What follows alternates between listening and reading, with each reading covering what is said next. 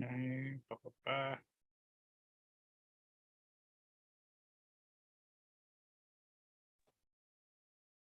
Oh, I could turn it off for you. Yeah, so we don't need cameras. I turned it off for you. No need because I'm going to be doing a lot of screen sharing anyway. That's what make the cameras irrelevant. So I'm gonna wait to wait for everybody else. Matter of fact, let me do this. And your name is Mimi, or would you like me to change your name?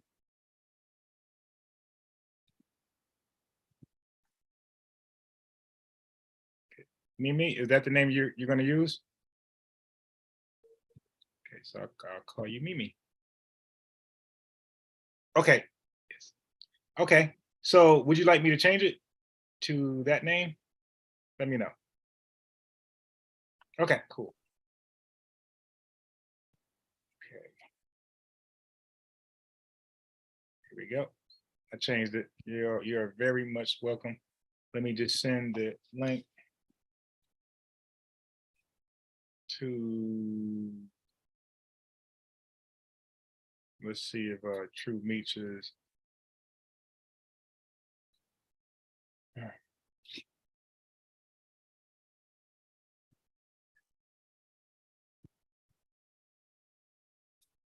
Okay, so let me see who is.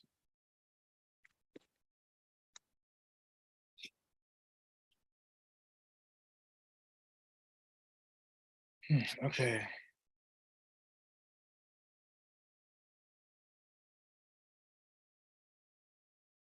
All right. So let me go.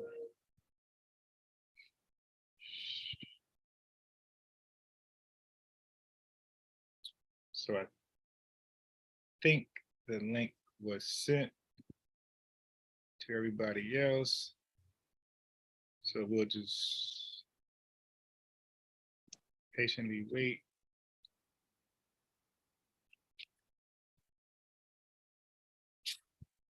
And so that's good though. It gives me a few more moments to format what I have here.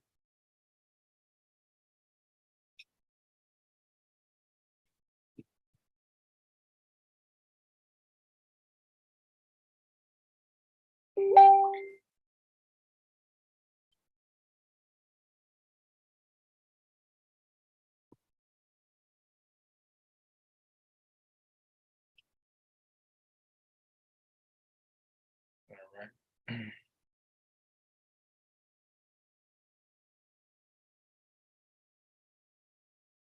All right, you know what, do? And I could do this while we wait.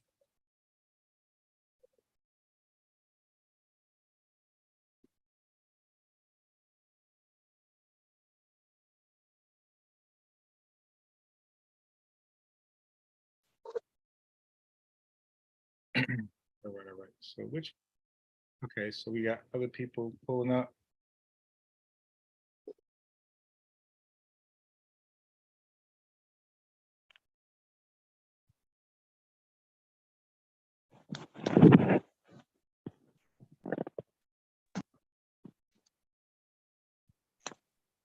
Yeah, peace, Lisa.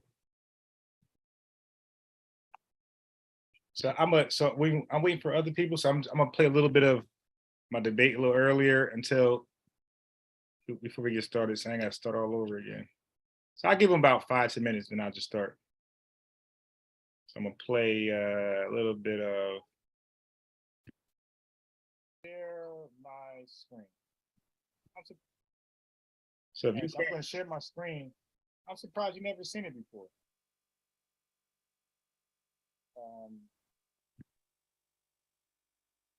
Okay, if it's too low, let me know. I'll turn it back up a little bit. So again, I'm just playing this in the background till other people join, then we'll get started. I also sent the link to True Meets. Let's see if he's up. He'll join as well.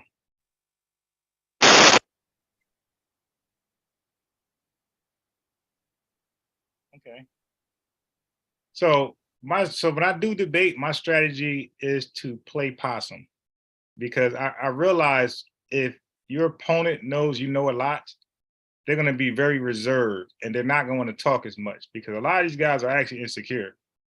They could copy and paste you to death on Facebook, and they could appear as scholars because they can copy and paste. But when it's time to talk, when it's time to recall what you read, these guys, they're not there. So a lot of times I would just play possum and stoop down to their level, and then you'll see me gradually start to be more aggressive in my knowledge. So Luke 1:27, it says, well, 26, it says, in the 6th month, the angel Gabriel was sent from God into a city of Galilee named Nazareth, to a virgin espoused to a man whose name was Joseph. Okay, so the virgin of the house of David, and the virgin's name was Mary. So the word virgin is mentioned twice in this verse. All right. So the angel came to her and said. So we were discussing. This is Luke. This is when the angel came to Mary, right, and gave her the message. Hail, thou art highly favored. The Lord is with thee. Blessed art thou among women. Can you hear me? Can you hear me? So I'm not sure if y'all like debates, but I know some people get thrown off when they listen to debates. This is why I kind of like keep them in house. But if you are people that like to listen to debates, I will gladly invite you to listen in and join. You can join and ask questions. So if you believe one person not making sense, you want more clarification or edification, you can ask. Or if you think an answer is being answered, a question is being answered, but somebody's not really admitting that, you can chime in and say, no, I think that was answered correctly. Because a lot of times it comes to like just egos. At some point, when you provide answers, they don't want to concede, so they'll act like you didn't provide an answer. Hello? Hello? Yeah, can you hear me?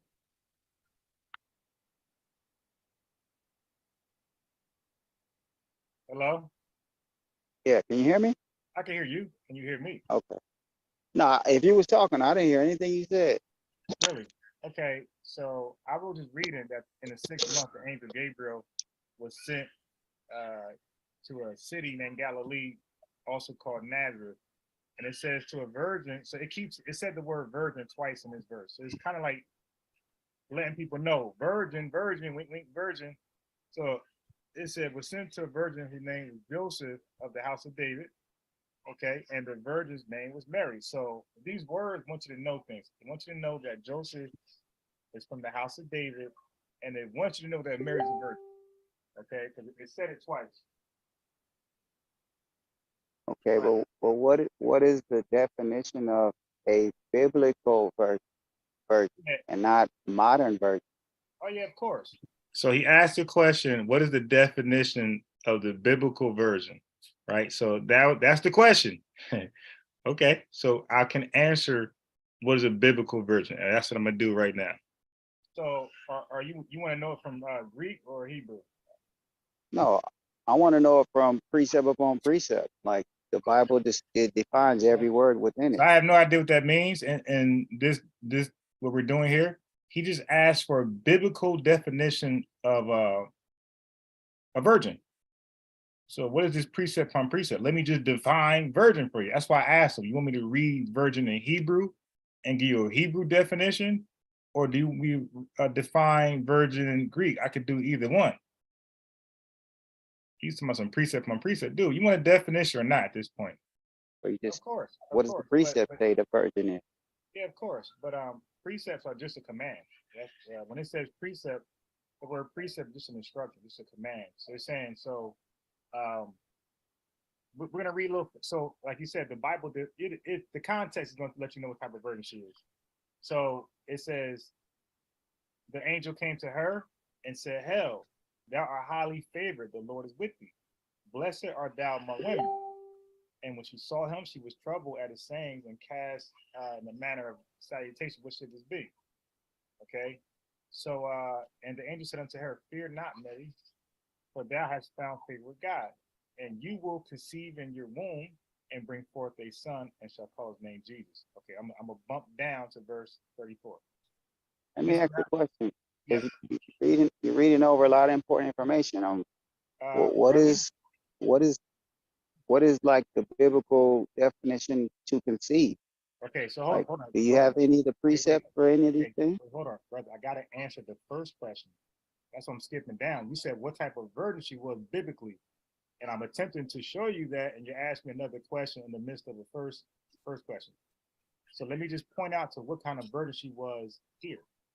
So verse 34, when she was told that she would conceive and bear a kid, she said to the angel, "How shall this be, seeing I know not a man?" So now we know she's a virgin without sex. She's a young woman at marriageable age, and she never had sex so far. So I answered the first question.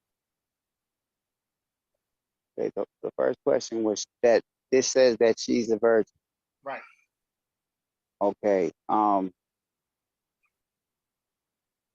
You haven't defined it that she hasn't been with a man, Right. but you haven't defined what a virgin is. Okay, so let me do that for you. Okay. You see my screen again? Yeah, I still see your screen. Okay, all right. So let me just define that for you. So that seemed to be your hang up. Right.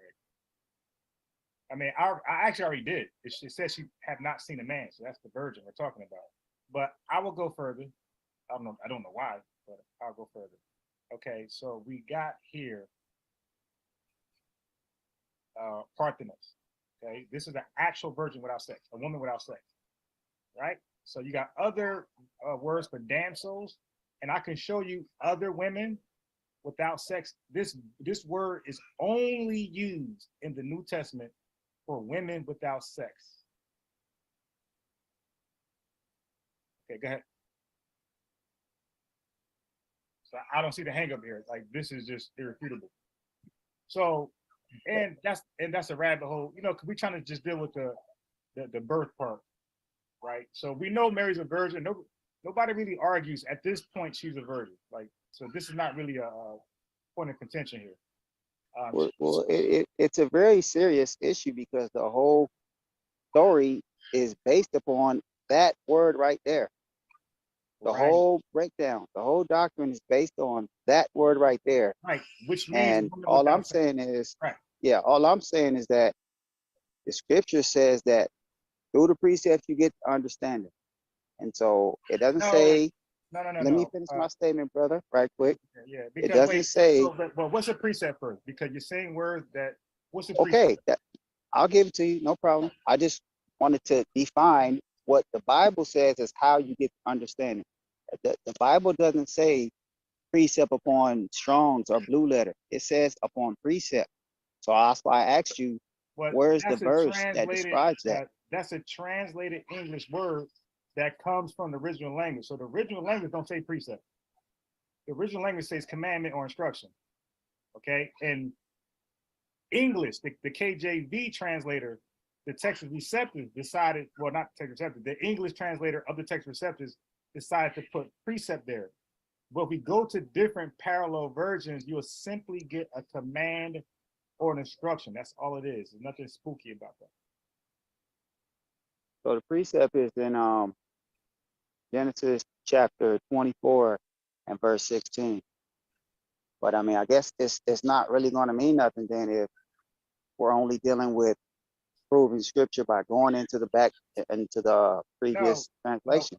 No, we can just read the Bible. So when Moses led the Israelites out of Egypt, that's what it says. Like what overrides context? The story is the story. So if we're reading a story, if Adam married Eve, that's it. If serpent begot Eve, that's it. If there's a father, there's a son, if there's an angel, that's it. So we can only know the Bible by the stories. The story. So now we have a story of a virgin named Mary. So we read. Well, here's the precept. If we're going to read it or we're not going to read it. Go ahead. I'm waiting for you. Yeah, Genesis 24 and 16. What about it? It says, and the damsel was very fair to look upon, a virgin, neither had any man known her. Right. This is showing you the difference. It's not saying that that's not describing her as a virgin. It's saying that she was fair Now, I was totally confused when he said that. You just read it said no man known her. Listen, I was blown away. to look upon. She was pretty, and she was a virgin, Right. and neither Right. nobody knew her. Right. So this is So three she's a three virgin, different huh? descriptions. No, I'm saying by the verse you just read, isn't she a woman without sex? Where does it say that, brother? It said no man have known her. Okay, well, I'm gonna read it slow again one more Yeah, time. please, please. You gotta read for yourself slow. That's some short butt shit right there. It says no man has known her. That means that she's a virgin. She Okay, never had I'm gonna sex. read it again. Yeah, I'm gonna please, read it please, again. please. It This is says, perfect. and the damsel was very fair to look upon. Right. That means she's pretty, right? Yeah, and damsel means Okay. she's drunk. Wait. What does damsel mean? Let me read the verse, Oh brother. no. and then you can break it Look, down. bro, you can can't break it cherry. down. No. You can't cherry pick what you want to define, and then when I ask you to define something, you don't do it. Okay, so the only reason why I was being aggressive, because when I read about the virgin in Luke 1, he kept, as you heard earlier, he kept asking me, what does that mean? What does that mean? And I answered. I never got offended. I answered right away. Okay, virgin means woman without sex. What else? What does that mean? I answered it. So now it's his turn to answer questions, and he's telling me he's not going to do it. So my rule is, don't set a standard for me that you're not willing to follow, right? So you don't have to ask me what stuff mean. And guess what? I won't ask you what stuff mean. I'll just tell you what it means. But if we're going to play the game where you ask me what stuff mean, then I'm going to ask you what stuff mean. And this is important. So that's why I was hell bent on this. This is important for him to define what's a damsel. Now you'll see he's going to finally answer, and the whole time he knew it, but he know it just hurts his argument to tell me what it means. When I read, you wanted definitions. You read, I want definitions. What does damsel mean? Told you. You told me that you wanted to deal with one thing at a time, right? No, listen, bro. When I asked you that question, right? So let me just I- deal with I- one thing at a time, So right? don't ask. No. That's not what I said. He was bringing me from this chapter to this chapter. That's not one thing at a time. I don't mind answering something from a particular verse. You can answer one thing from a particular verse. That's all at one time. But he was sending me Luke here, Hebrews 7 here. So that's what I said. Let me deal with one chapter at a time, right? Don't send me on this goose chase. That's what I was saying. But he's trying to be cynical and all this funny stuff, and that's kind of taking me off, because I expect a conversation built off integrity, right? Not this semantical wordplay that he's doing right here. Listen, bro, you're cherry picking what you define. Okay, you want to define. What do you want me to define in, bro? Damsel. I guess What I don't does get damsel? this. Good. Oh, so I really think now, looking back, I think he was looking it up. I don't think he actually knew, and it's no big deal. I don't know everything, but when I don't know something, guess what? I'm gonna say I don't know. I'm not going to filibuster and then look it up and then tell you the answer like he just did. I believe. Damsel mean? A damsel is just another name for a maiden. What does a maiden mean? Right. A maiden is a woman of young marriageable age. Okay, that's what a damsel is. Okay, continue. What's so hard about that? It's a young woman. I'm not making anything hard. You're not allowing me to bring anything out. But this is your platform, so go ahead, bro. What do you want me to read next? Okay, got it. So you just read it. A damsel, a young woman of marriageable age. She was beautiful, and she did not know a man. What does that mean? She did not know a man. Go ahead, bring it out, brother. She's a virgin. Okay, so now he took us to Genesis 24:16. If you take me to a verse, I have the right to ask you why you bring this verse up. Like, what does this stuff mean? If I bring him to a verse, trust me, I can explain the entire verse. So he didn't know, or he said he deferred to me. I asked him, what does that mean? She don't know a man.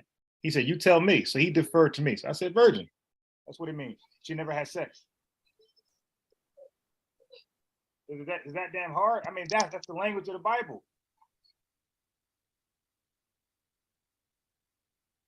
Do you agree or no? No, but go ahead, man. Okay, so cool. So now let me get your understanding on that. What does that mean? Because you can't just read it and not know what you're reading. You got I you gotta know exactly understand it. what it is. You Okay, just so keep share it. you, So I told you what it everything. means. All right. Go ahead. I said it means clearly she didn't have sex. So now I'm asking you, what does that mean to you? Hey, just because you say it Right. doesn't So I'm make it asking. true. Right.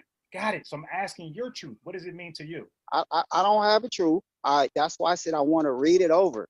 So when I Okay, man. read it, it said a damsel, she was very fair to look upon, and I'm trying to walk through it. Fair to look upon is a description of how she looks. Right. So then it says a virgin. That's another attribute. Then it says neither. Neither means this is another attribute on top Right. of that.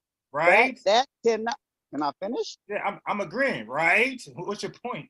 Go ahead. Neither. So that means when it says neither has she known another man, that has nothing to do with the word virgin that is said before there. These are Bro, all three different descriptions. bro, I'm not dealing with virgin in Hebrew. You're reading a Hebrew translated in English. That's different from Hey, Greek translated right. English. Okay, so we know that Hebrew has Alma and Betula. I don't know who you think you're talking to, but so we know there's different words for virgin in the Old Testament. In the New Testament, I would like you to show me different word for Parthenos. Now, so what I'm bringing out is in Hebrew. A lot of people believe, well, it's true that virgin has different words, right?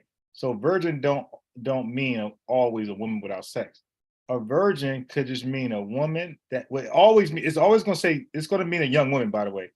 So you can't be an older woman and be called a virgin. That's never going to happen.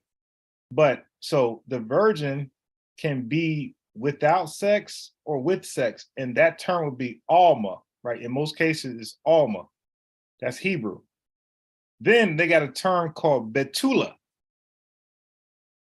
And betula, in most cases, she's an actual woman without sex. So this is why I was showing you guys how to use the Blue Letter tools.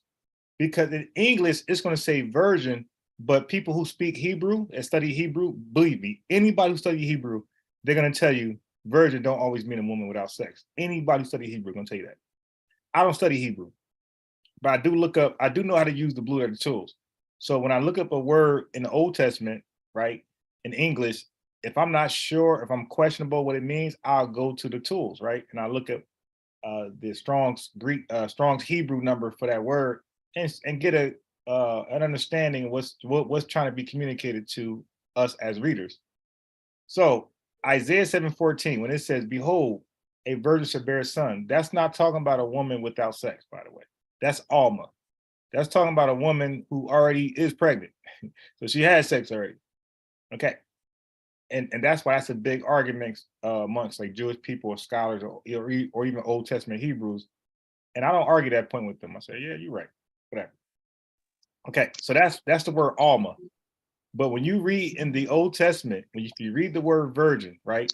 If you go to Bible tools, go ahead. I didn't hear you. What was the question? Oh, Naomi. Okay, so go ahead. I see you raise your hand. So anybody have a question about that? That in Hebrew, there are two words for the word virgin in Hebrew. You got Alma and Betula. So the verse he's reading Genesis 24:16. When you look up that virgin word, that's Betula.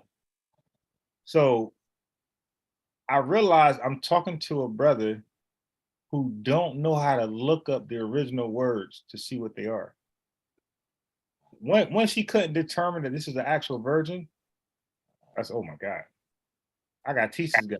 Like he's debating me, but I got to teach him. So listen to this. So it says she's a virgin. That could just simply mean Alma. It could mean, well, matter of fact, let's get there. I'm not gonna play with you. You said Genesis 24:16. Okay, cool. Because he's pissing me off because got it here. He's not being this is something honest. I pull up. That's why I know. Yeah, I'm talking about. All right, here we go. Let's go here. Oh God. All right. So let's see. So this is real easy. Betula. This is an actual virgin now. This is a woman with no sex. That's what Betula means. Alma means, and Alma is in Isaiah 7:14. It just means a young marriageable woman at marriageable age, but it does not necessarily mean she's a virgin. And she was already pregnant, right? In Isaiah. Betula is an actual virgin. So we're done here. And then it just emphasize on it. It says that she didn't know a man. So it's emphasizing. So virgin here is Betula. All right, so we're done here. So you just confirm what I'm saying. Okay, so now what's the big deal? You read Genesis 24:16. It's a young, beautiful woman ready for marriage, and she's a virgin. She never had sex. What's the point to bring that up? I'm not here to argue with you. I don't know why you get so confrontational. I'm just here to go through the script. Okay, cool. Oh, So I'm here to what's the point? disrespect you. Yeah, Can I say one thing? Oh, please. sure. Okay. To the brother who's asking the question. So, I feel like depending on like, it's almost like semantics, right? I feel like you might be getting hung up on semantics because if you look at different versions, like other than the King James version, you will see semicolon, you will see a dash, Right. you will see other specifics. So I can understand why when you look at that version, maybe you get hung up because you see each comma is indicating a different attribute of the woman, Yeah. right? Yeah. But there are other versions of it. And Right. so me, like I was raised, initially I was raised Seventh-day Adventist. So Right. we were not allowed to do anything with a male, kissing, anything like that. So you would, even though you didn't have like actual intercourse, if you had done something unsavory with a male, you wouldn't be considered pure anymore. So my feeling maybe is that when it says that she was lovely, beautiful, comma, she was a virgin, comma, and she'd never been with a man, like maybe the never been with a man is like the full active intercourse, right? The virginity. It definitely is. But right. yes. So then like, but the purity of being a real virgin means that like, like when I got married, I had never done anything at all. So, maybe that might be something that you could just latch onto and just understand that they're just really just talking about the levels of purity, maybe. I don't know. Right. So no problem. But the emphasis was on, we were talking about women who never had sex, Yeah. like actual intercourse. And what he just read in Genesis 24:16 with all the commas, it said virgin, right? And then it said, it says she knew not a man. Right. We all know what that means, right? Because the Bible talks about men going into women, and then it'll say he didn't know her again. That means they didn't have sex again. Or like in the case of Adam, he went into Eve, he had 2 sons, and then when Abel was slain in Genesis 4:25, it says he knew her again. But if you talk about Judah in chapter 38 in Tamar, he went into her one time, and then it said he knew her not again, right? So we know when it says Cain with his wife, he knew her. And then you'll find verses that say he didn't know her until a certain time, right? So that's clear. Like to know her or not know her is sex. So the brother was reading that to me, and I was totally confused. Like, bro, you're making my point. You brought up a verse showing an actual woman without sex. So I'm like, so how is this even like countering what I read about Luke with Mary? It says, Mary said, I knew not a man. And this damsel is saying, I know not a man. Right. So that's why I was totally confused. And I was getting frustrated because you can't bring up a chapter and verse in a debate and don't know what's being said. Right. Because at that point, you kind of wasting my time. And it's like, yo, you need to just come to class. If you don't know what's being said, I'll show you. So right now, it's like it's not a debate. I'm actually teaching him. And a lot of stuff end up happening where people are not. One thing about me, I try my best to know everything I'm about to say in scripture, right? I try to know so nobody can just catch me off guard and say, hey man, this means that. So I try my best. Now, of course, I'm not gonna always be there, but if I'm debating, believe me, Like, it's not too many people that's gonna know what I know better than me. You might know it as good as me, but Right. I can't see myself not knowing what I'm saying. That seems very true. I mean, I can see you have a good knowledge. I just think that maybe because I went to school and I think maybe he might be getting hung up, and I don't know if you're still there, but it says um a virgin, comma, neither had any man known her. So I Right. can understand how somebody could be confused about that. See, and this is why he's not qualified to debate, because like that's why I say if you go to any Hebrew Israelite church or camp and they study Hebrew, they will all say Betula means a woman without sex. And what my mouse is pointing at right here, that's Betula. Betula. So when it says virgin, that in Hebrew, if you go here where I'm at, that's code word for she's a woman without sex. That's anybody. All you gotta do is go to any Facebook group that you're a part of, and ask a Mhm, brother who studies Hebrew or a sister who studies Hebrew, either one, and mhm, ask them what is the word in Hebrew for a woman to never have sex. They're gonna say betula, or they're gonna say mhm. betula, because there's different ways to spell it, but it's gonna be a B-E-T. I guarantee that. So for him to not know that and sit across me and try to debate me, it's just like foolish pride. It's like, dude, you're not Mm, ready. Like put the work in. But believe me, I'm not going to debate something I don't believe I know a lot about.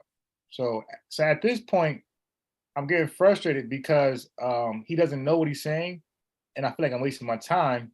So in my mind, I'm like, you know what? Because I got another guy who wants to debate me. So everybody want to debate me, right? So I got another guy that I want to debate that I believe might be more worthy. So in my mind, I just want to kick him off. But I want to first prove my point that I'm gonna boot him off and then invite the other guy. And the other guy was better, by the way. He was nowhere like this guy. So my hunch was correct. It's like, dude, you just ain't ready. mm, And it's okay. Like maybe he's using me to like spar and practice to work on his stuff. No problem. No problem. But that's what it is. Because I've done that. I think we all do that. Like when you want to challenge maybe a relative or your significant other or your child, maybe your child is in high school, and you want to challenge them or something or some logic or whatever party, and you might have something to say and your child prove you wrong. You're like, oh shit, wow, they got me. But so I get it. So he want to test out his knowledge. mm, But you got to be honest though. Like you can't be disingenuous. If you're gonna test out your knowledge, you have to accept like where you're wrong at or yeah, where you probably need more improvement at. And mm, he has to admit, okay, I didn't know that. I didn't know anything about Betula and Alma. Now I do. So I do further research and I contact you back, brother.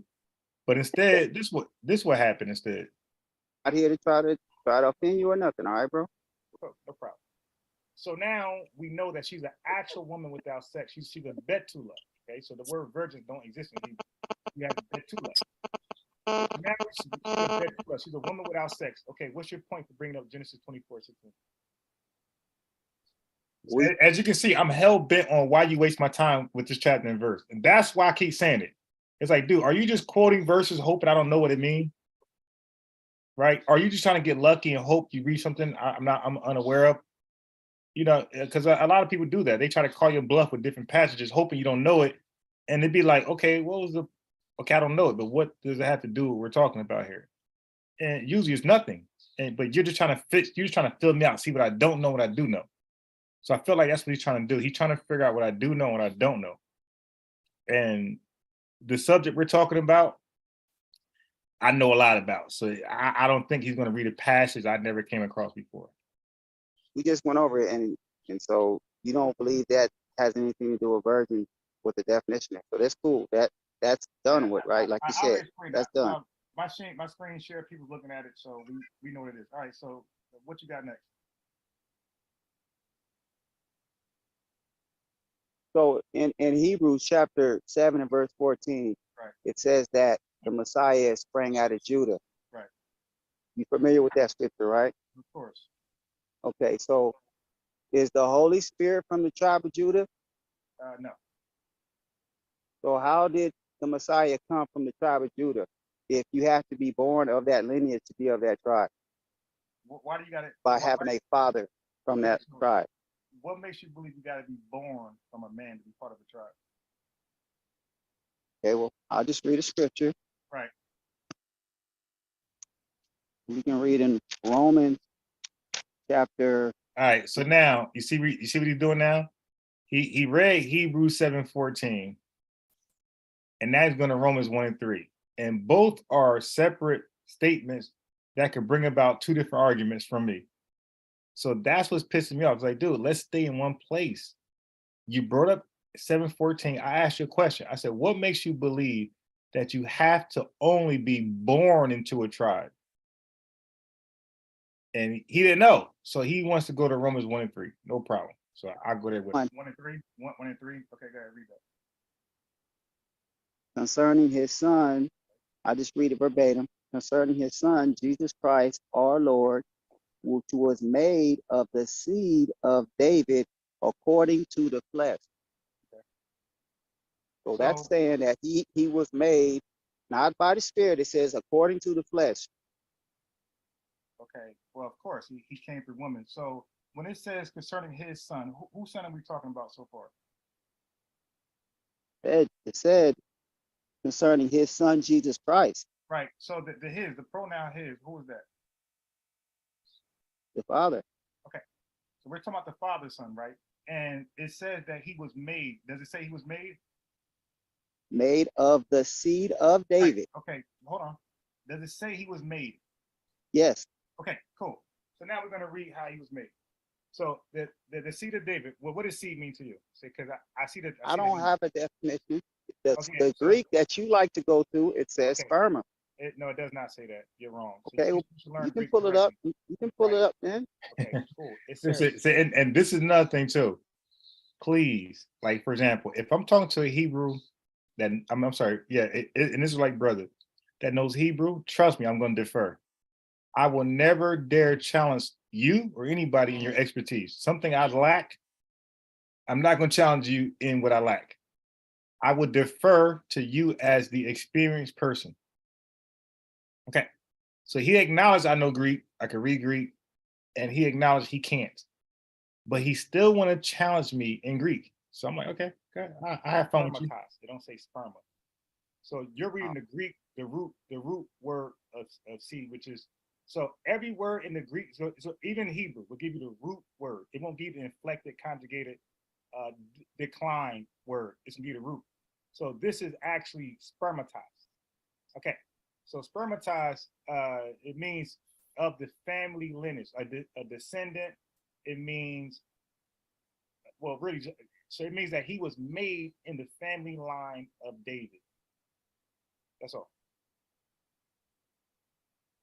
So you just explaining away what the scripture says. It says seed of David. Right. So seed just means the lineage, the family lineage of somebody. That's all. Where's the precept that says? All right. So let me just show you right away, because oh my God. All right. I didn't mean to type that. All right. Is Romans. So this is Bible. This is another tool where you can use to understand. So if anybody ever read to you passage in the Bible, if they don't ever go to Bible Hub or blueletterbible.org, do not take them serious. Okay? I'm telling you, great advice. If anybody is teaching you the Bible, and they never go to a Bible Hub or blueletterbible.org, do not take them serious, right? Because that means that they have no idea what they're talking about. So I'm gonna go to Romans 1:3. So this is Bible Hub. This is good with parallels. So this is what I'm trying to explain to the brother, which I see that, at this point, I know he's not ready. He kind of wasting my time, but for the sake of edification for people like yourself, I just did it anyway. Oh shit, I didn't mean to do that.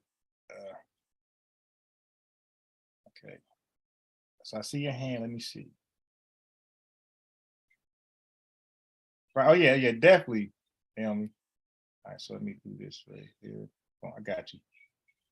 All right, peace, Stephanie. So Stephanie, so you walked into I'm just recapping the debate real fast, and I'm gonna stop it and we're gonna go right to the lesson. But in this debate, I'm pointing out what we need to know in advance right? So so BibleHub.com. If you want different translation of Bibles of a particular passage, let's say because the King James, that's a 400 old language. The King James 1611, that's 400 years ago. That's over 400 years ago. Okay, so that's old. That's called Old English. We speak New English. We speak modern English. So, for example, I'm going to read later about Abraham delivering. Well, the Israelites, period, like they were required to sacrifice a kid, KID, right? So we know, older people know that a KID is a baby goat. But your child that's 9 years old, your child is going to believe that God is asking that you bring up an actual baby, a little boy, to be sacrificed. Because kid to them is a kid, is a like themselves. They don't understand that kid in 400-year-old language means a young goat. So you can't read an old language, old English, and from a modern English perspective, you'll be lost. I got others, like for example, when it says black just means like mourning, sadness. But in our time, we think black means like a nation, a nationality. And that's just not how they seen it. Like they didn't look at nationality as colors. They look at nationalities by the land you come from. Okay, so that was some new stuff that America did. But before then, everybody looked at, like, again, if you're from Nigeria, you're a Nigerian, right? You're a person from Nigeria. If you're from Australia, you're an Australian, right? You was named after where you come from. That's everybody. If you are a person of Greek, you come from Greece. If you're a person of China, you come Chinese, right? So it was in the name. You were called part of the name of the country you resided in. It wasn't until America where people started to be black and white. But before then, you was of the country that you were born in. Okay, so I'm going to make this bigger for you guys to see. Okay, this is big enough. So this is New International. This is NIV. Regarding his son, this is God, the Father's son, who as to his earthly life was a descendant. So this is the seed part. So seed can also be translated as descendants. I'm trying to tell the brother. Also, it says he was born into David's family line. So I'm just saying, brother, the word seed in Greek just means a descendant of, or you're part of a family line. That's all that means. So we got descended from, we got descended of. That's all that means, brother. Like you're reading the old language and you think seed means something other than what it's supposed to mean. And that's the problem when we don't go to the actual text itself. So you're reading an English language, which don't look at seed how we see seed today. This is 2023. So you can't use how we will use seed for people 2,000 years ago. Like that, that's unfair. And that's not contextually honest. So I'll go back to where was I? Okay. That seed means lineage. Where's the precept for that? I got you. So that's the problem. Right. The problem is with you. You're reading an English translated version and you don't read Greek. So all this stuff comes from Greek. Okay. So in Greek, and this is a 400-year-old English language you're reading too. The modern Bible is going to say descendant, family line, and I could go to Bible Hub and show you a parallel of the different modern versions of the Bible. So, but the actual word here, seed means, okay, you know what? Let me go here. All right, let's see if this makes sense to you. So you think seed means what? I don't have a thought. I don't Okay, have. I got it. So now you heard him right. He said he doesn't have a thought. So I'm like, bro, then what are we talking about then? So you read the Bible and you don't have a thought of what you read? See, so now I'm getting upset because the brother is disingenuous. He's not trying to have an honest dialogue. I'm asking the brother, when you read seed of David, what does that mean to you? Because obviously it means something to you. Because when I explain it, you disagree. Okay, so brother, what does it mean to you? Let's talk about your meaning of the word seed. And he said, I don't have a thought.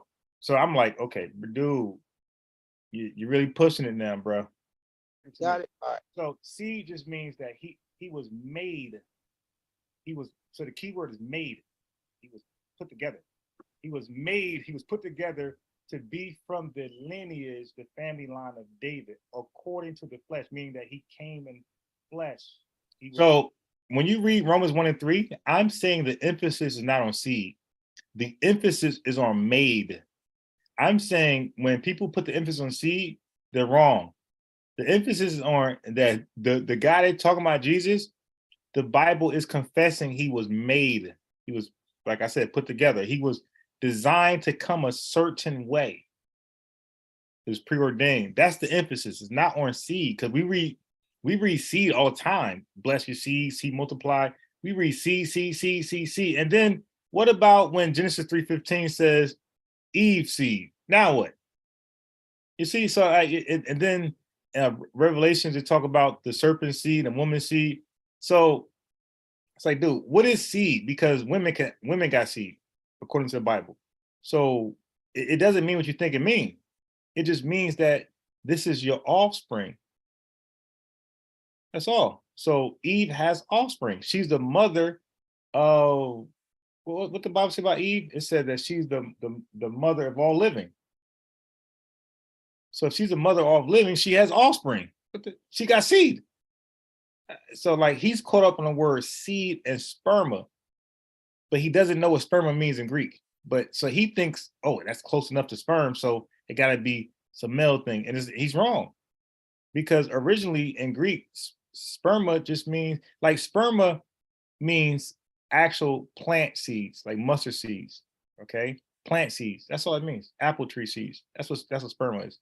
And I explained to the brother, metaphorically, we as humans, we looked at sperm to be similar to the actions of a seed, like a plant or a fruit. So that's metaphorically, we'll use seed as like a human sperm. But properly, etymologically, the etymology of, or the etymology of seed is plants, is actually physical seeds from a plant or fruit. Okay. Human beings. So like I said, the emphasis on made is not seed, but he's focused on seed. And I'm like, yo, you're missing it. You read the word made there. Okay? Because at one point he was not a human being.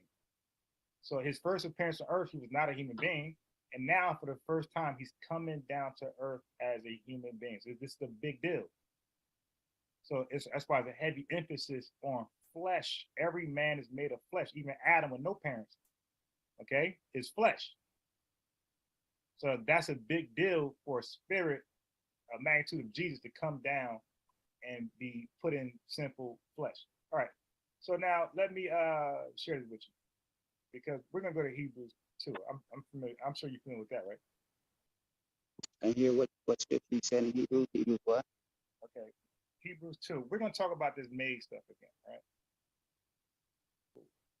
Let me do this. So we're going to continue to see how this brother was made, because the Bible tells you how he was made. It's just who's paying attention. You know, because people see one word. Well, I think people read the word seed, and in their mind they think sperma. Oh, that sounds like sperm. Nah, it's not how that works. So I just brought that up because I see that's your, that platform you'd like to go to. But there's always a precept. I have the precept for it in the Bible. Oh, go ahead. Yeah, I thought you were lean. Okay, go ahead. You go, and then I go after you. Okay, so Isaiah chapter 61, verse 9, it says, and their seed shall be known among the Gentiles. And okay, so we know it's not talking about sperm, right? Because it would say, and their sperm will be known amongst the Gentiles. And this is the issue I have with these brothers. Is like, yo, you just read a verse that does not use seed in the context of sperm. It's talking about people.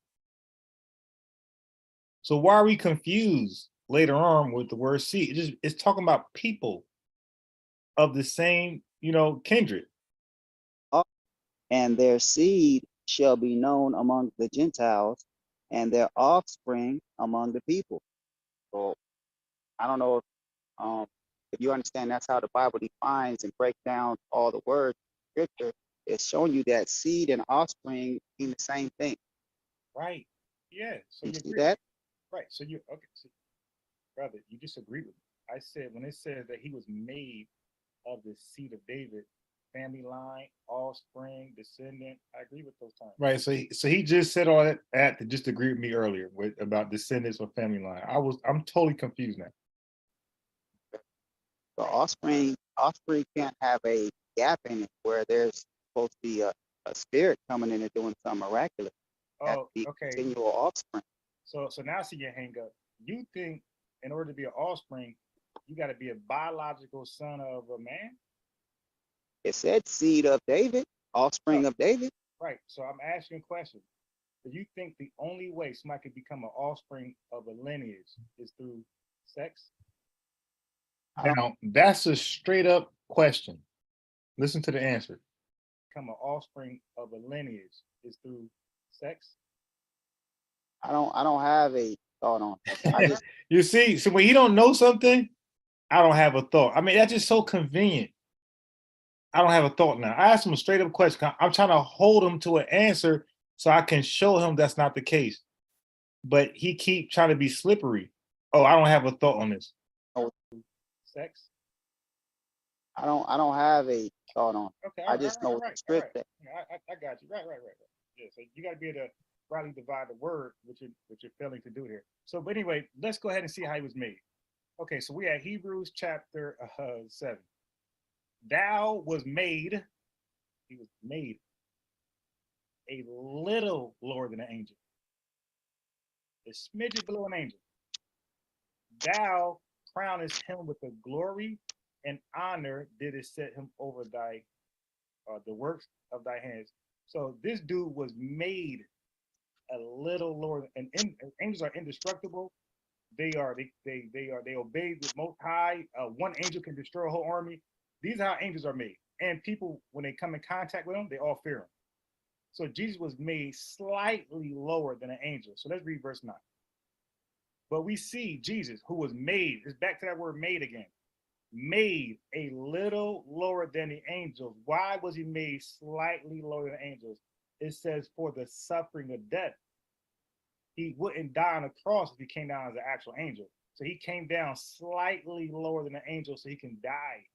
It says crowned with glory and honor that he by the grace of God shall taste death. See?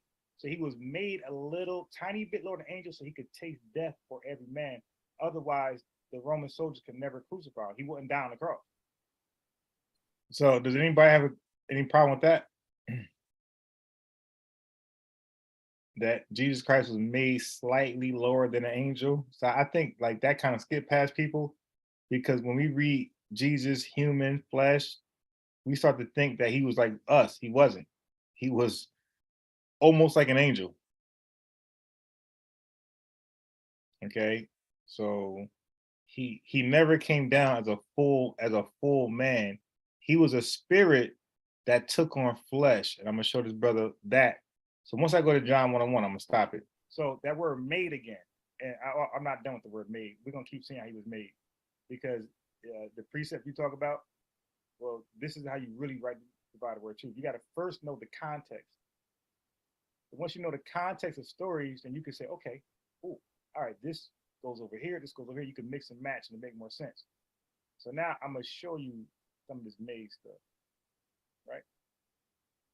You switching to another verse, We're still dealing with Jesus. but are you leaving Hebrews? Because if you stayed in that chapter, it would actually support what you said if we talk about how he was made. Where we going? Please. Hebrews, yeah, chapter 2. If you go over to verse 16. Oh my God, I didn't gonna say. Okay, so let's go here.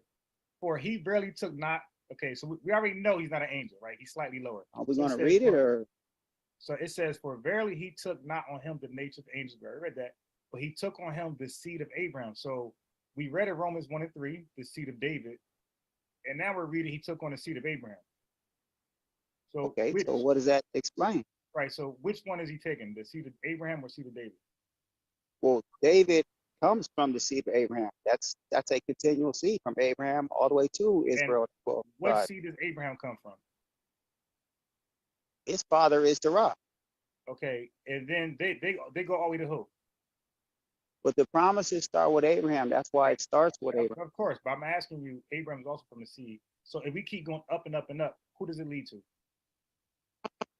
Who does what lead to?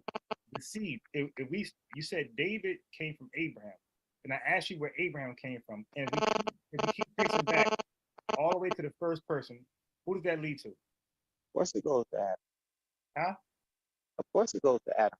So he said, of course it goes to Adam. And then Adam goes to who? There is no, Adam was So not he doesn't know, and this is the problem. begotten by the flesh. He was begotten by the spirit. Let's go to Luke 3. I see you don't know the word that well. All right, But so you leave in the Hebrews. No. Yeah, we have to, because we got to see where Adam goes to.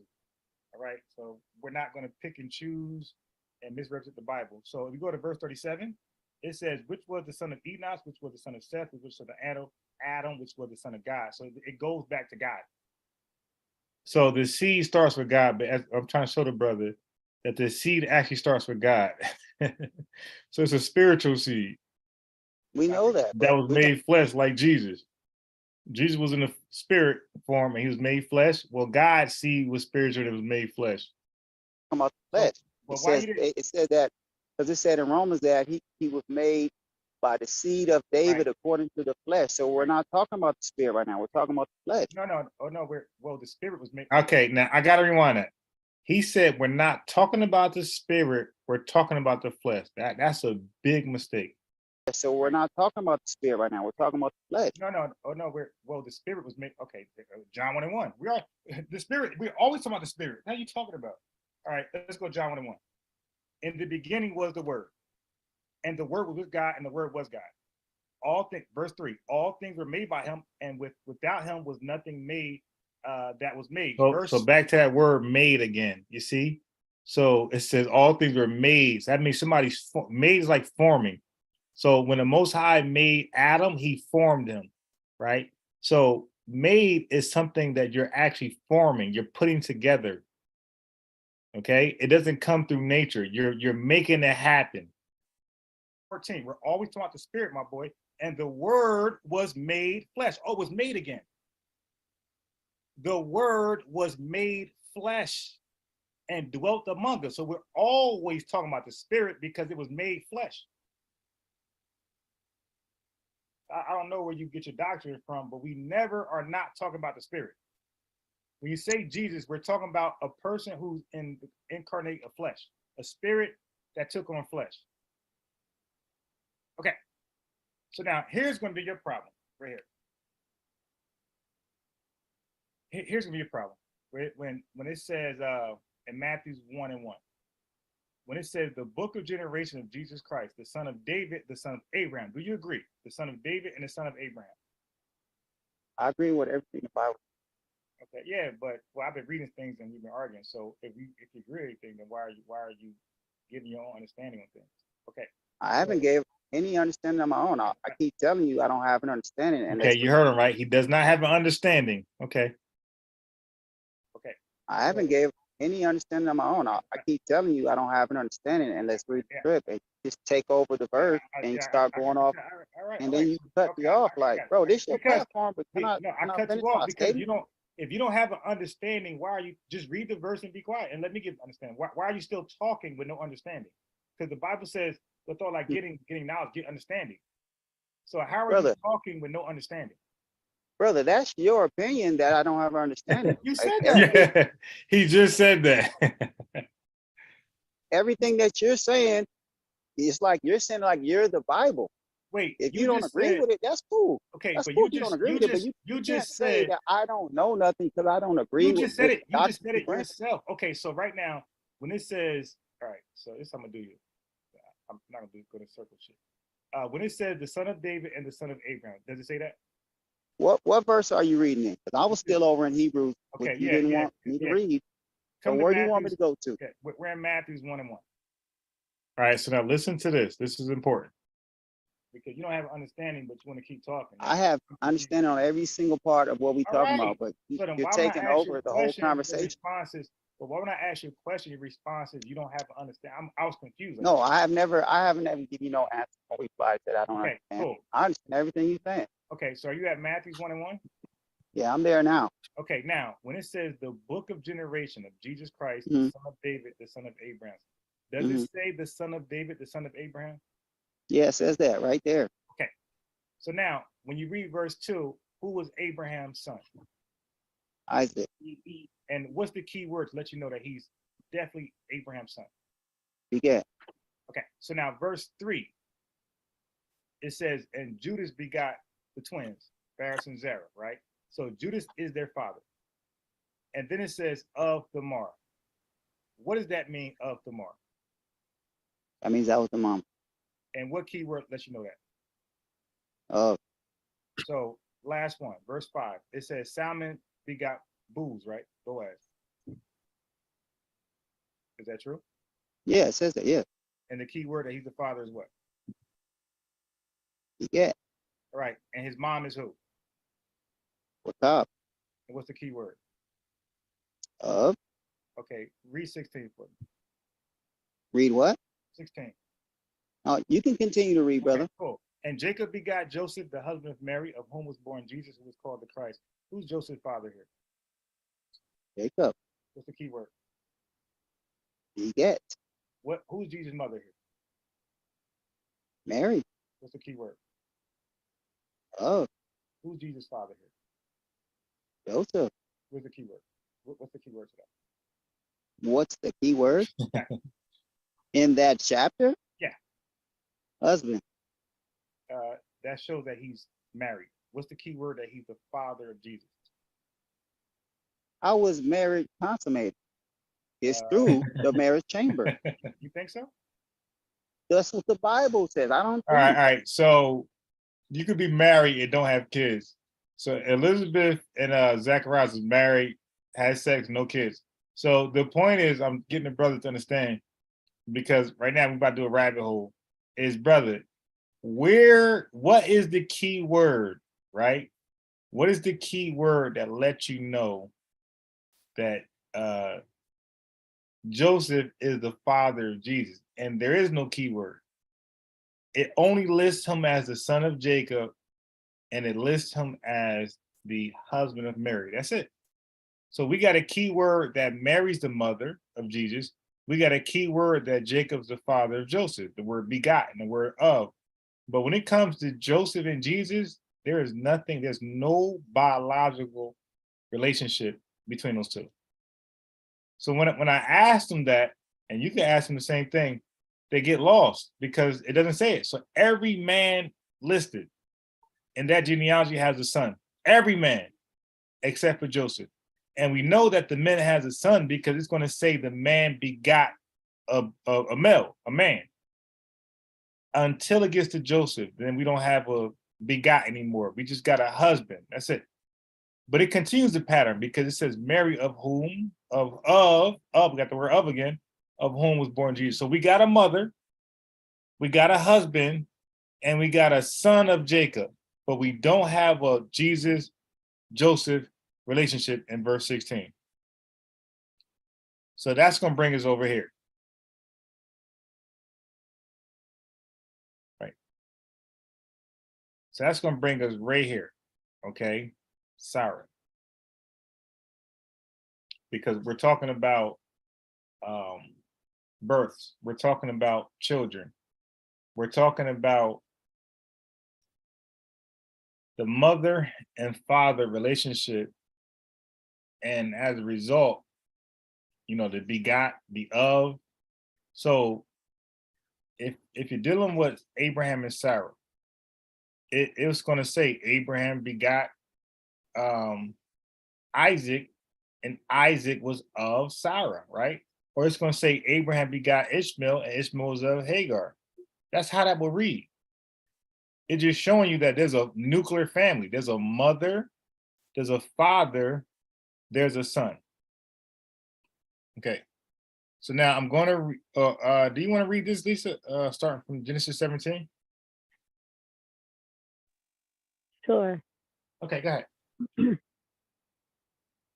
And when Abram was 90 years old and 9, the Lord appeared to Abram and said unto him, I am the Almighty God.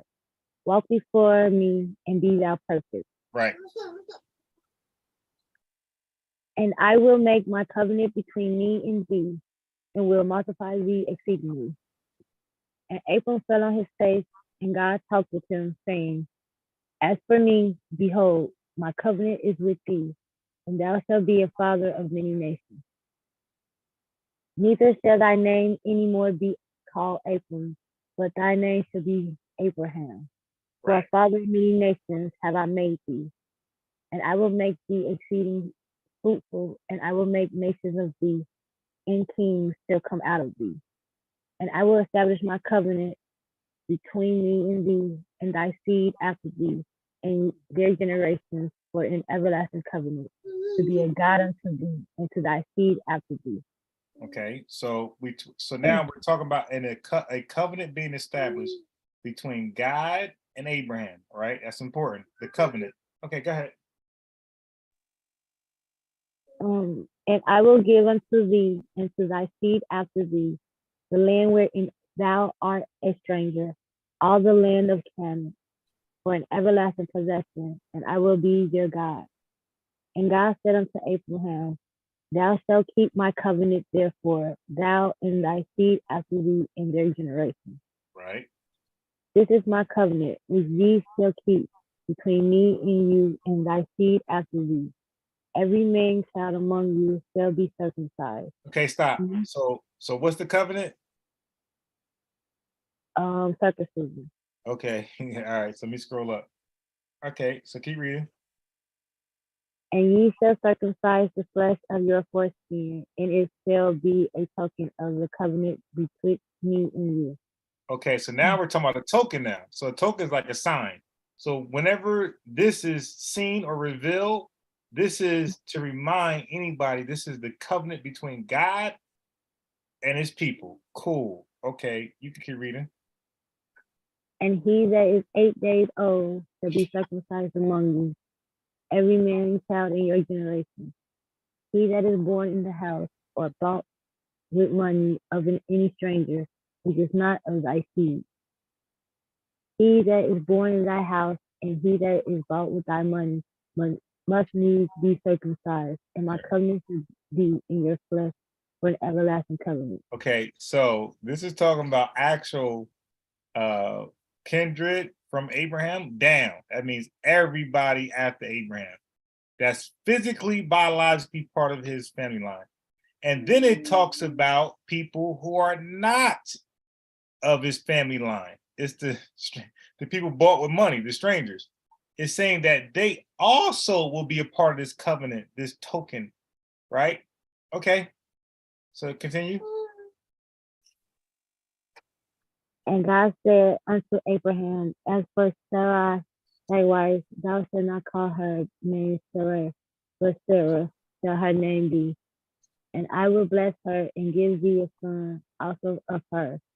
Yea, I will bless her, and she shall be a mother of nations. Kings of people shall be of her. Okay, stop. Oh, wait. You know, we can't skip past that. So you just read that Sarah is going to be the mother. It says Abraham's going to be the father of nations. It says Sarah's going to be the mother of nations. And it says kings of people shall be of her. Now listen, hold on. As I explained to the brother in Matthews, when it says of the woman, that means she's your mother. You belong to her. Okay. So we just read just now that many kings shall be the sons of Sarah. Okay, so she's the mother of kings. That's what it's telling you there. All right, so now let's read 17. Then Abraham fell upon his face and laughed. And he said in his heart, Shall a child be born unto me that is 100 years old? And shall Sarah that is 90 years old bear? And Abraham said unto God, oh, that Ishmael might live before thee. And God said, Sarah thy wife shall bear thee a son indeed, and thou shalt call his name Isaac. And I will establish my covenant with him for an everlasting covenant, and with his seed after him. But my covenant will I establish with Isaac, which Sarah shall bear unto thee at this set time in the next year. Give me a sec. Okay, cool. All right. So wait. That's important. So how long will she bear a son from that message? Huh? Okay, so it says, but my covenant will I establish with Isaac. And it says, with Sarah shall bear a son. How long from now will she bear a son? A year from now? Right. It said next year. So it's actually a whole year. So he actually gave you a time frame when Sarah's going to have this baby. Because don't forget, she's barren. And so it just letting you know that Sarah was going to have a baby, and it was not supposed to be immediate. He told you exactly when it's going to happen, a year from that message. Okay, so I just want to point that out, because every word we got to listen to and hone in on and try to remember. It's a year's time, so it wasn't something that's supposed to happen right away. Now they're already old, so keep in mind, they're already old. They're already like damn near 100. They're already old, and she's barren. So it's already seemed unbelievable. As you see, they both laughed. Okay. So, and then she got to wait a whole year. Like everybody else, everybody else had a baby right away. Sarah got to wait another year. She about to be 400 years old. Okay. You can finish reading. Wait. So I want you to do this. So I want you to stop at this highlighted mark right there. So, I mean, you could read that and then stop there. Okay, go ahead. Okay. And Abraham took Ishmael his son, and all that were born in his house, and all that was bought with his money, every male among the men of Abraham's house, and circumcised the flesh of their foreskin in the self-same day, as God had said unto him. And Abraham was 90 years old and 9, when he was circumcised in the flesh of his foreskin.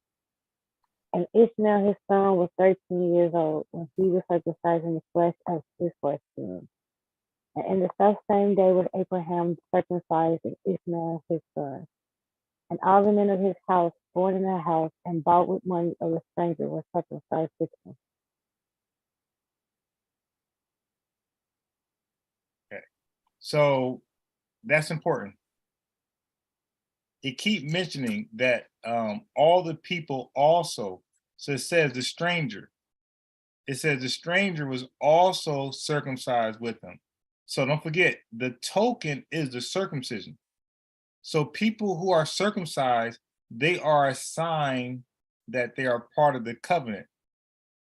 So you have Abraham's seed plus the non-Abraham seed, who are all part of this covenant. And that's why it says that he should be the father of many nations. And we're not just talking about the nations of Israel, we're talking about nations, period.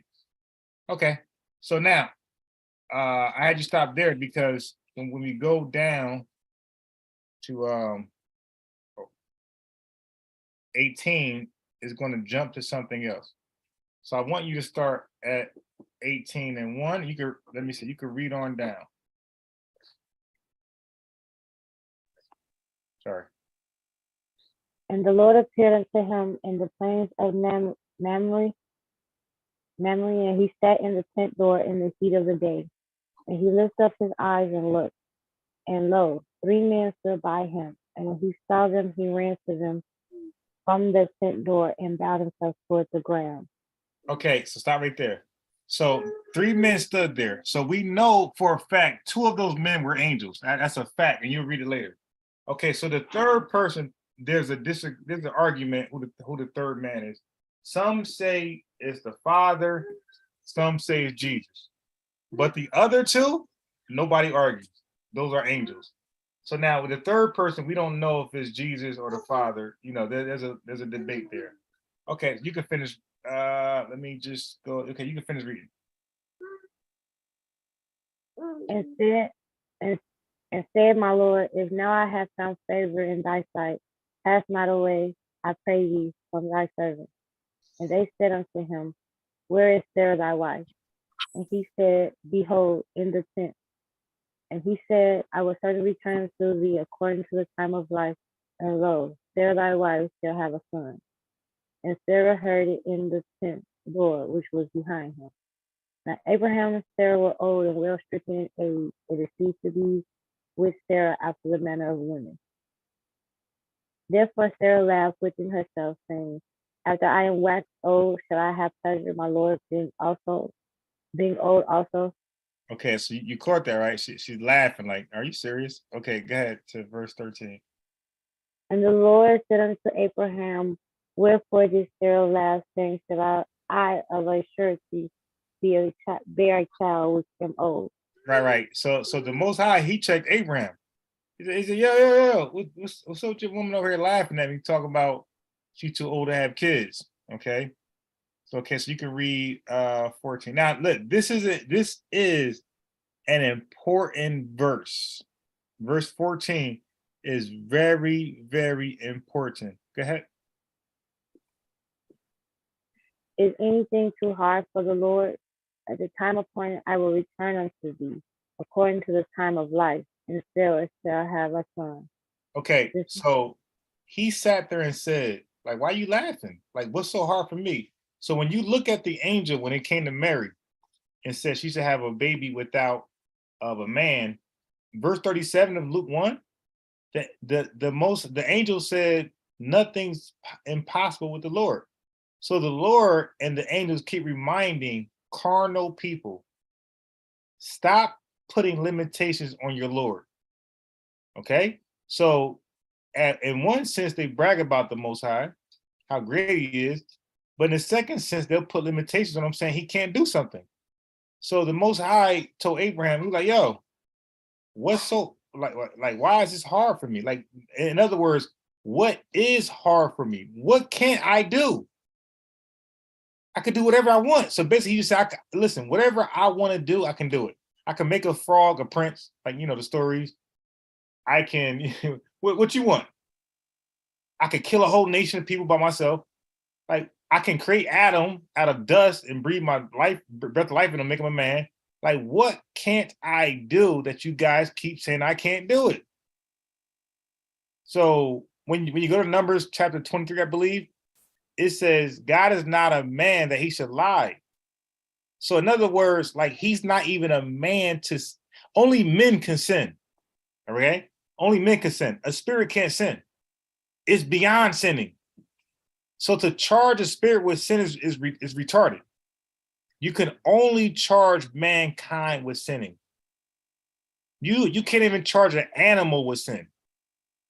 Only man. Okay, so I just want to emphasize on that. Okay, so nothing's too hard for the Lord. That's verse 14. Okay, you can keep finish reading. When Sarah denied, saying, I laughed not, for she was afraid. And he said, nay, but thou didst laugh. And the men rose up from them and looked toward Sodom. And Abraham went with them to bring them on the way.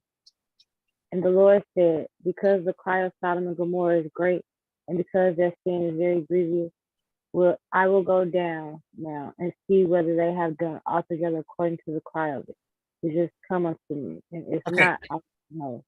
So you read that, who said they're gonna go down? The Lord. Okay, read verse 22. And the men turned their faces from thence and went toward Sodom, but Abraham stood yet before the Lord. Okay, so now we know who the third person is. So who actually went down? The Father. No. Oh, the Lord, Jesus, whatever call him. Look, read verse 22 again. And the men turned their faces. Oh, wait. So the men turned their faces, right? Okay, keep reading. And went toward Sodom. Okay, but so Abraham, the men, wait, so there you go. The angels went down, not the Lord. The Lord said he'll go down in verse 21, but it says the men turned their faces from thence and went down. Now look where the Lord's at. Keep reading from there. But Abraham stood yet before the Lord. So the Lord ain't go anywhere, right? He's right there still. Right. Right. So the angels went down. So if you know the story, you know the angels destroyed Sodom and Gomorrah. So the Lord never went down. He said, I'll go down, but the angels actually went down. And those same angels are the people that the Sodomites were trying to rape, right? Because it was knocking on the door of Lot, saying, hey, those two men, bring them out. Let's have sex with them. You know, and Lot was like, hey, oh, man, yo, take my daughters. Yo, what y'all doing? Yo, y'all wilding right now. And that's what happened with that. But the Lord never moved. He said, I'll go down, but he sent his representatives to go down, which the two angels we know that destroyed Sodom and Gomorrah 2 by 2. Okay. Jehovah's Witness style, you know what I mean? Because they be doing the whole 2 by 2 thing. Okay, so now we're gonna bump up to Genesis. So that was Genesis 18. We're gonna bump up to Genesis 20, and you stop at the highlighted mark. Go ahead. If you don't stop putting your hand in that whipped cream. Okay, so you can read that right there. And stop at the highlighted mark. And Abraham journeyed from thence toward the south country, and dwelt between Kadesh and Sarah, and sojourned in Gerar. And Abraham said unto Sarah his wife, she is my sister. And Abimelech, king of Gerar, sent and took Sarah. So Abraham prayed unto God, and God healed Abimelech and his wife and his maidservants, and they bare children. For the Lord had fast closed up all the wombs of the house of Abimelech because of Sarah, Abraham's wife. Okay, so that's important. So who closed up the wombs? The Lord. Right. What you just read, when you read about a woman being barren, it's the Lord doing it. If any woman is barren in the Bible, it's because the Lord made that happen. You're not born barren. The Lord make you barren. And only he can unbarren you. So when Sarah was able to have kids, it's because the Lord unbarrened her. So when you read stories about barren women having kids, they all give praise to the Most High for doing it for them, because they know that only he can unbarren them. And they're barren because of him only. So that's why I got that highlight right there, so you can catch that part. So he closed up the woman's wombs of the house of Amalek. Okay, so you can read 21 to 23. And the Lord visited Sarah as he had said, and the Lord did unto Sarah as he had spoken. For Sarah conceived and bare Abraham a son in his old age, at the set time of which God had spoken to him. Which is a year, right? Because he told her a year from that message. And Abraham called the name of the son that was born unto him, and Sarah bare to him Isaac. Okay, so now we got Isaac. So I want you to read. You can read from 21:4 down. And Abraham sacrificed his son Isaac, being 8 days old, as God had commanded him.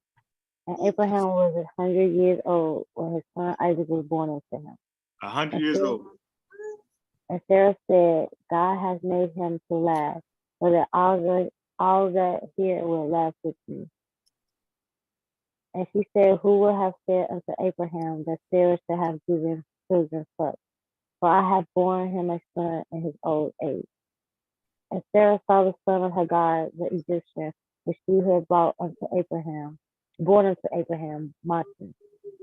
Wherefore she said unto Abraham, cast out this bondwoman and her son, for the son of this bondwoman shall not be heir with my son, even with Isaac. And the thing was very grievous in Abraham's sight because of his son. And God said unto Abraham, let it not be grievous in thy sight because of the lad, and because of thy bondwoman, and all that Sarah hath. Okay, there you go. Sarah hath said unto thee, hearken unto her voice. Wherein Isaac said, I see be called. Okay, so now let me explain that. So for those who teach, it's all about the seed. All right, that's a false doctrine. That's a false doctrine. You know why? Because if it's all about the seed, why would it make a difference between Hagar or Sarah? Right? It's both the seed. He impregnated both of them. Okay, so the seed thing is not what people promote it to be, because it mattered what woman was giving birth here. The seed was irrelevant because it's Abraham's seed in both women, right? So Ishmael could have easily been called, and Ishmael could have been the first, person, and then Jacob next, and whoever else, Judah next, and on down. But here, it's telling you that it ain't gonna be Hagar. Yeah, she got Abraham's seed, but it ain't gonna be her. It's gonna be Sarah, the woman who's gonna be mother of all nations, and the mother of the kings are going to be of her. Okay, so you can start at Genesis. So we're almost done. Genesis 22:21. And it came to pass after these things that God did tempt Abraham and said unto him, Abraham, he said, behold, here I am. And he said, take now thy son, thine only son Isaac, whom thou lovest, and get thee into the land of Moriah. And after him, therefore, a burnt offering upon one of the mountains which I will tell thee of.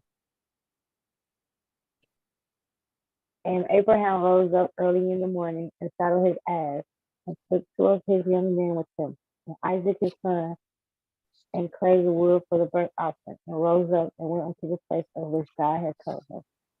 Then on the third day, Abraham lifted up his eyes and saw the place afar off.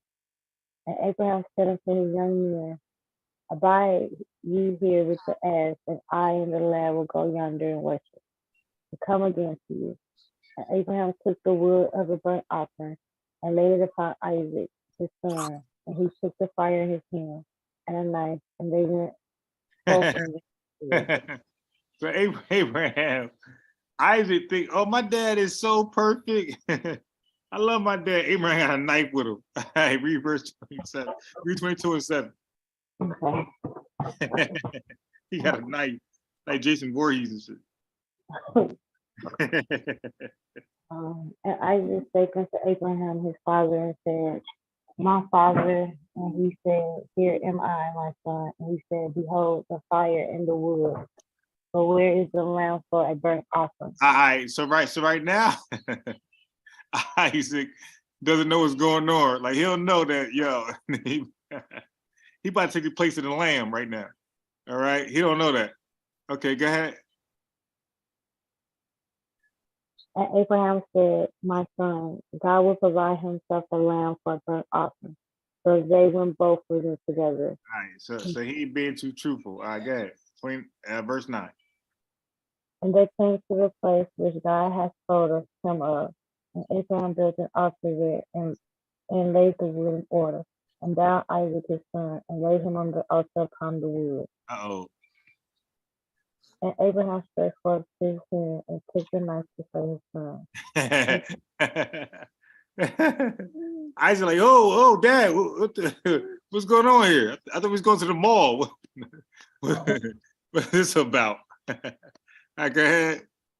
And the angel of the Lord called unto him out of heaven and said, Abraham, Abraham. And he said, here am I. And he said, lay not thine hand upon the lad, neither do thou anything unto him. For now I know that thou fearest God, saying thou hast not withheld thy son, thy only son from me. All right, so there we go with the only son, the only begotten son. Okay, but in this sense, this won't be only begotten because we got Ishmael there, right? So the term only begotten, the word begotten, literally only begotten literally means parents only got one kid, no more. So this couldn't be only begotten, this can only be only son, meaning that only chosen son. Okay, so now let's read 22.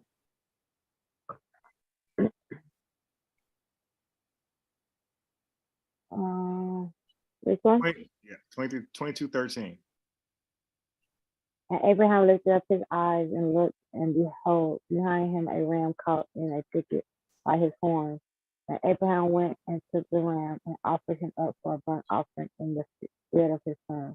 Okay, so the whole thing was when they say dual prophecy, this is the dual prophecy.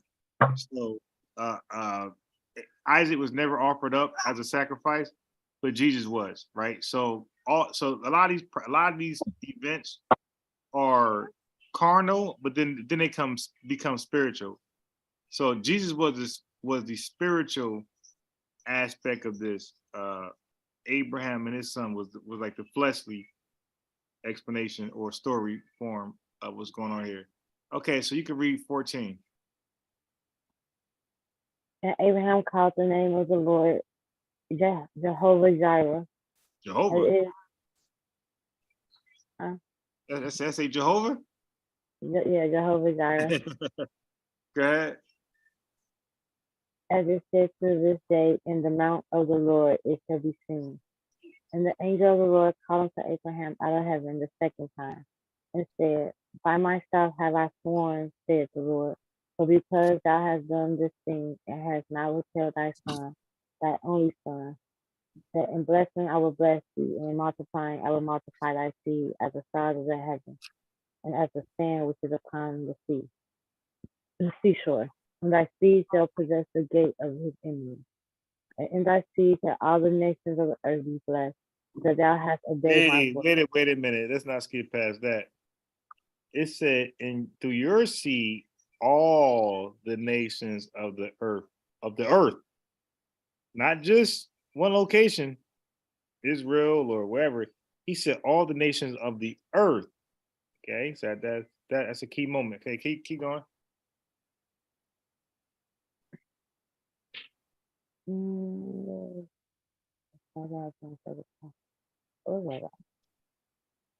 Okay. Let's see, from thy seed shall possess the gate of his enemies, and in thy seed shall all the nations of the earth be blessed, because thou hast obeyed my voice. So Abraham returned to his young men, and they rose up and went together to Beersheba. And Abraham dwelt at Beersheba. All right, so let me move it up.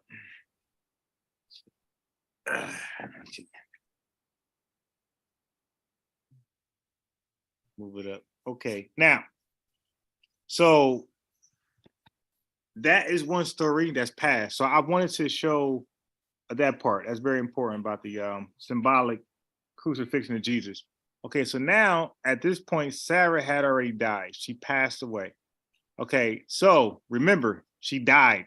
So Hagar was his wife only because Sarah was barren, right? So when women are barren, they become a reproach amongst men. Like men start to ridicule them and look at them as like being cursed, and they don't really want to deal with them because they know that they can't raise up a seed, right? So they talk mess about women who are barren. Okay, so Sarah felt bad because she loved Abraham. Abraham loves her, so she felt bad. So she said, "Listen, you deserve offspring, basically, a kid to raise up, under yourself, to raise up seed under your name. So take my midwife Hagar and raise up a seed with her, since you can't raise up with me." Okay, that's what happened with that. So again, so Abraham didn't choose Hagar; it was Sarah. So usually the barren women, it'd be their idea because they feel bad that they can't give their husband a kid. So what they usually do is they usually go give their husband a handmaid because of their guilty conscience, that they feel like, I can't give him a kid. So here, take my handmaid. So this was never Abraham's wishes. Okay, so that's why he took on Hagar. His wife insisted that he should have a kid, and God came and said, "Oh man, what's going on here? I told you that it's going to be through Sarah and nobody else. So her womb is the womb." Okay, now with that being said, Sarah is dead. Now let's read verse 25 and 1.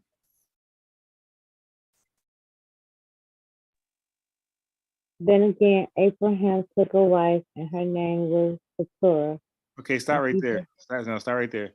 So you see, he didn't take Keturah while Sarah was alive. You know, people push that Abraham was polygamous. No, because he took Hagar only because Sarah insisted, because she felt guilty. She was insecure. And now Sarah's dead, and now Abraham gets another wife. So it was never his will to get two wives, because he could have been to Keturah. He took her only when Sarah died. Okay, so you can read 25 and 2. and she bare him Zimran and Jokshan and Medan and Median and Ishbak and Sarah. And Jokshan begat Sheba and Dedan, and the sons of Dedan were Asherim and Letushim and I don't know how to pronounce that. Reunion.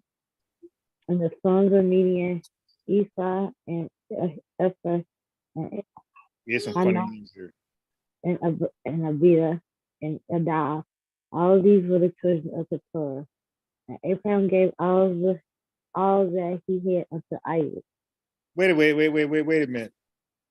It said all those children was of who in verse 4? Abraham. No, verse 4, at the end of verse 4, it says, Keturah. okay, wait a minute. Because I heard that you can't trace kids back to the mom. And it don't say Abraham. It said Keturah. Now, I'm saying that for a reason, because I'm gonna read you something that's gonna be jaw-dropping later in Chronicles. Okay, go ahead. And Abraham gave all that he had unto Isaac. But unto the sons of the concubines which Abraham had, Abraham gave gifts and sent them away from Isaac his son, while he yet lived eastward unto the east country. And these are the days of the years of Abraham's life as he lived, 160 years. Then Abraham gave up the ghost and died in a good old age, an old man and full of years, and was gathered to his people. Okay, so now I'm going to bring your attention over here. So hold on 1 second. I'm going to bring your attention over here real fast. Matter of fact, I'll do it over here. Okay, so I'm going to go to First Chronicles. All right. Now I don't know if you know what first. So you go to First Chronicles, it's given a chronology of kids with their parents, fathers. Okay, so there should be no women here, right? Because according to what people say, that you trace the children back to the dad only, right? So these should all be men in Chronicles, in the chronology of family trees. So I think, okay, so we got, 1 second.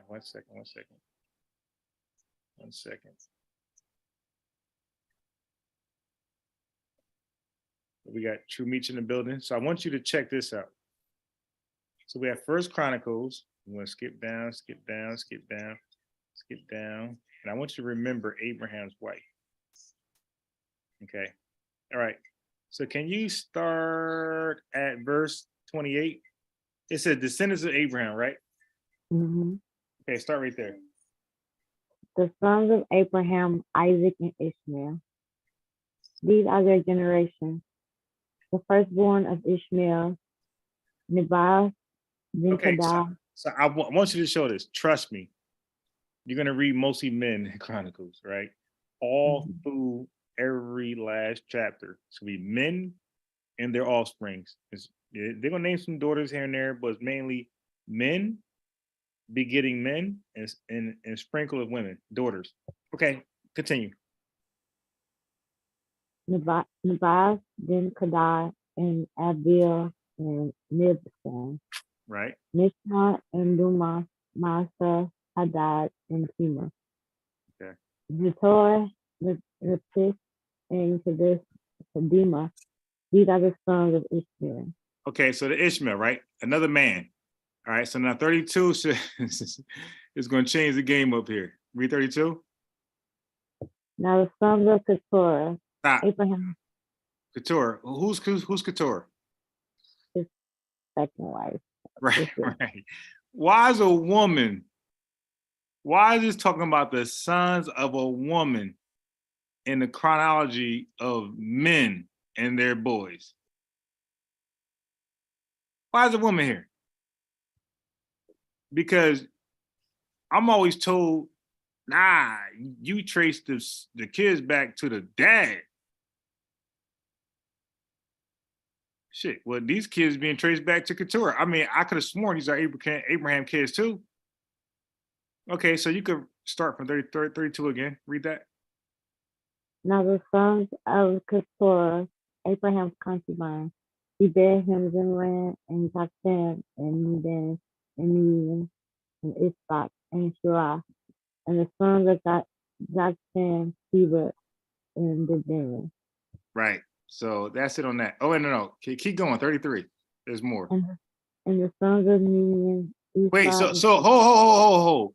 So we're not just dealing with the first kids of Keturah. We're talking about her grandkids now. Wait a minute. When in the Bible does it mention the women's? So now we're tracing the grandkids back to Keturah. Okay, go ahead. And the sons of Medan, Ephah and Ephah and Sinach and Abida and Eldar. All these are the sons of Keturah. And Abraham begot Isaac. That's it right there, because we know about Abraham and that stuff. So I want you, Meech, if you're there, True Meech, I want you to talk about what we just read about Keturah and mention her biological boys, and then also mention her grandkids. Because I was told that this only men can do this. Yeah, and I think the reason you get that is because they always go over to, what is that, Numbers 1 and what is it, 18 maybe? Yeah, 1 to 18, yep. Yeah. The only problem with that is if you read the whole context of the chapter, it's about numbering men that are going to go to war. So that's why it's by their father's house. Right. I tell the guys all the time. Yeah, see, this is the pedigree. I'm like, brother, they going to war. Like, what woman would go to war? Exactly. Right. So the thing is, Lisa, and we have another sister here, Evelina, is that people say things often, and they say it so often it becomes true. You can't read it, but because it's stated over and over and over, it becomes true, and it becomes part of a doctrine. But we just read here. You're looking at the screen still. We're seeing men, grandkids, being traced back to their mother.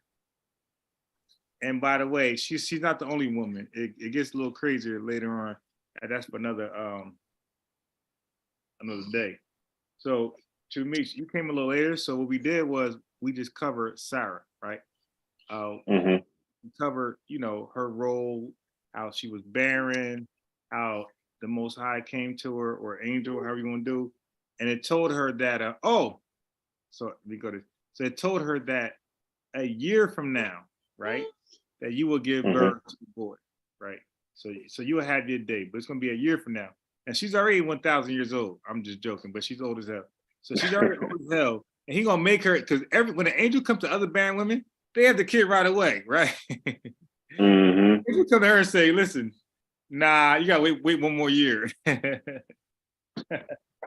And I wonder if it's because of her unbelief. Yeah, that it had to be because her laughing. And but so when she laughed, God he checked Abraham, like, yo, so what your wife laughed at? And then he said this is important. He said, is it too hard for me to make this happen? So that was the same language he told Mary when it says, well, the angel told Mary when it said, all things are possible with God. So like, why y'all tripping? So I always tell brothers, I say, brothers, you know what's funny? That God gotta keep reminding you, stop putting limitations on him. But you guys keep putting limitations on him. You keep telling God what he can't do, and God keep telling you he can do everything. So it's like, do you really believe in God? You're putting restrictions on him. He said, I could do whatever I want. I could make an ant an elephant. Yep. And I think one of the strongest passages of God can do whatever he wants is Daniel chapter 4. You ever read that? No, I'll go there right now. Oh man. Yeah. Go there. Yeah, I gotta go there because I need all this. I need all this because I got a whole lineup of debates. People want to try to be the first to take me down. All right, so where are we here? Start at verse 30. All right, so we got Daniel's chapter 4. This is powerful. Whenever I was researching free will and different things like that, this verse came up for the negation of free will.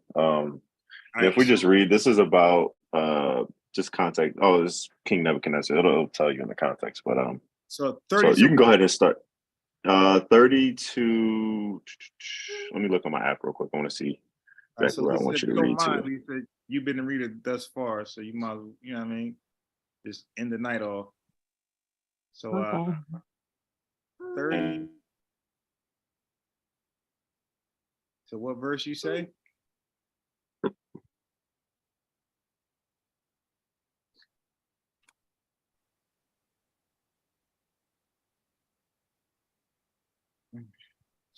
Yeah, 30 to the end. All right.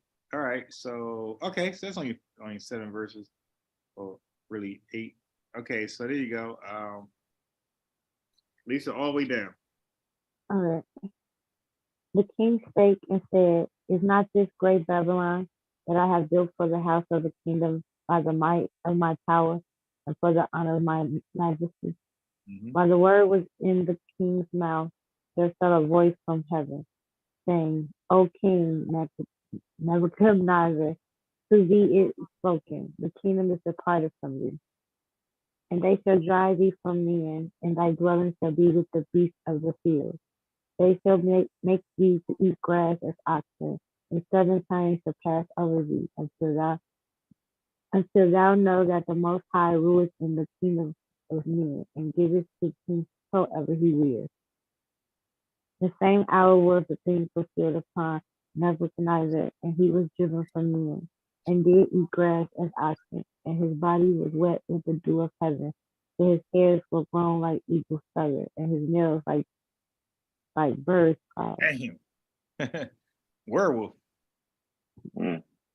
And at the end of the days, I, Nebuchadnezzar, lifted up my eyes into heaven, and my understanding returned unto me. And I blessed the Most High, and I praised and honored him that liveth forever, whose dominion is an everlasting dominion, and his kingdom is from generation to generation. Okay, so let me go up. Yeah. So you want to give commentary or you want her to finish? I'm gonna let her finish. Yeah.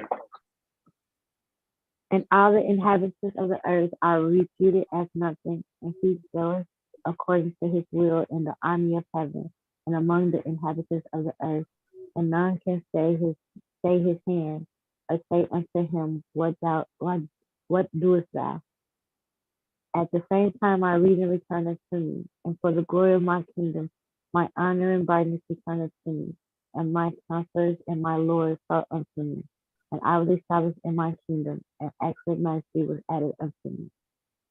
Now I, Nebuchadnezzar, praise and exalt and honor the King of heaven, all whose works are true, and his ways and judgment, and those that walk in pride, he is able to abase. Mm. Look at that. Look at that whole entire just passage right there. First off, it first starts off with Nebuchadnezzar just bragging about everything he did, and God stopped him in his tracks. He's like, wait, hold up, Nebuchadnezzar. I'm the one that gave you this, but to show you this, then I'm gonna show you by a sign. I'm gonna put you on your face, and you're gonna eat with the oxen.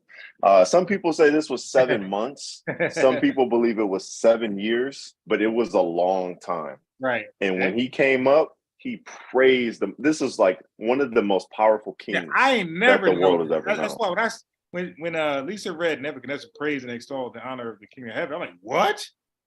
Mm-hmm. I said, wait, what? What'd he do? I ain't never know that. Yep. Yeah, man. I love this passage, especially in that verse 35 where he says, and all the inhabitants of the earth are reputed as nothing. Right. Man, Like God does whatever he wants. Mm, And but God sets his own limits. He doesn't let man set his limits. He says, I will not lie. I will not go back on the promise. right. So we know those are sure things, but everything else inside of what God has already revealed to us, that's why, we brought up the other day, is it impossible for God to come in the form of an angel? He doesn't say it is, Right. So that's man that says that it is. Yeah, and I was explaining, like, we put, like, a couple of brothers I was speaking to, they're quick to put limitations on God. It's like, yo, he keep reminding you, don't do that. Mm-hmm. Yo, why you keep, matter of fact, this is one last verse. Yeah, I was even listening to Sam Shamounian, and one Muslim brought up Numbers 23:19. Yeah. And Yeah, he God. said, did God come in flesh? Was Jesus born at this time? She was like, no. So at this point, when it says God is not a man, it is correct, because God is not a man right now. But in Isaiah 9:6, we see God is born,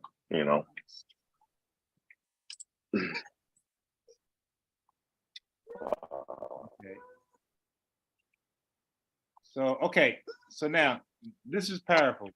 So Lisa, one more verse. I think you're gonna like it though. So Matthew 19, can you read verse 26? Matthew 19:26. But Jesus beheld them and said unto them, with man this is impossible, but with God all things are possible. I mean, so isn't all things all things? Yeah. Right. So when you hear men telling you what God can't do, back away from them. God won't do that. Well, but we keep reading over it. So God told you himself, this is, I can do all things. When he spoke to Sarah, was spoke to Abraham about Sarah, the angel told Mary, nothing's impossible with God. So the angel said it, God said it, and now you have Jesus saying it. Jesus saying, yo, with men, yeah, the things that you're limiting God to, yeah, with you guys, you carnal mind people, it's impossible. But with the Father, it's not. So stop subjecting him to what you can't do, what you can't get done. You dig? You can't do it, that's your problem. But stop subjecting the Father to that. The Father can do whatever he wants. And like True Meat said, it's the Father who set parameters for himself. He'll tell you, yeah, I won't lie. He'll say this, I won't do this, and don't do that. Take back a promise. But that's him putting up, his own rules and regulations. Man can't set limitations for him. But you'll keep hearing brothers keep putting limitations for God. And this is, in my opinion, well, he is a Holy Spirit, right? John 4:24 says, God is spirit, you must worship in spirit and truth. So he's the Holy Spirit. So if you're sitting here telling God he can't do something, that's blasphemy in my mind. That's blaspheming the Holy Spirit. And that's a huge problem. Mm-hmm. So True Meats and Lisa, Mm-hmm. and whoever else listening. Okay. So people, I hear people do this. So as I'm reading the Bible, right? Because especially with people who accept the New Testament, as I'm reading the Bible, we got Jesus, who's the power, right? Who sits on the right hand as the power. Everything was made by him. Nothing that was not made by him. Okay. So I even hear limitations on Jesus. Like people talk like, I don't know if you heard this before, True Meat, but people talk like Jesus is on the same level as Moses. No. King Solomon. Nope. Right. But Nope. that's how people talk though. Yeah, no, 100%. Even though he told everybody he's greater than everybody. So this is what happened. Nobody, no other person in the Bible has ever claimed that. Right. So Lisa, here's the thing here. What I'm trying to establish is that if these people accept the New Testament, why are we reading the Old Testament to prove a point? When you read the Old Testament, you're reading Moses, somebody. Jesus talks in New Testament. So what verse you can read from a man that could override what Jesus says in the New Testament? And that's why 2 weeks, most of my debates, these guys reading they never read New Testament. I'm like, dude, wait a minute. You know Jesus was resurrected, right? He died on the cross. Why are you not reading from Jesus? Like, why you keep reading me what Isaiah said or this person? Why are you not reading what Jesus said? Because they don't believe the Messiah. Say that again? Because they don't believe that there's a Messiah. Right. So I'm like, dude, you might be an Old Testament Israelite in disguise. Yep. And that's why one of the things I'm about to start doing is studying messianic prophecies, which some are debatable because it won't tell you in the Old Testament, hey, this is a messianic prophecy. Right. You'll just have to look at context and to look at, okay, was this fulfilled? You know, like what is it? Psalms 22 cannot be applied to David because of the fact that David did not die that way. He died in old age. So we know that that's a messianic prophecy. So let's read it. So you said Psalms 22, because I'm not familiar. It sounds familiar, but I'm not totally familiar with it. Okay. Okay, so Psalms 22. All right. What verse? You might notice the first verse. It says, to the chief musician upon Ajaleth Shahar, a psalm of David, my God, why hast thou forsaken me? Why art thou so far from helping me and from the words of my roaring? Oh my God, I cry in the daytime, but thou hearest not, and in the night season, and am not silent.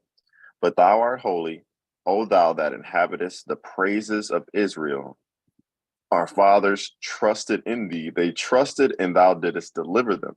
They cried unto thee and were delivered. They trusted in thee and were not confounded.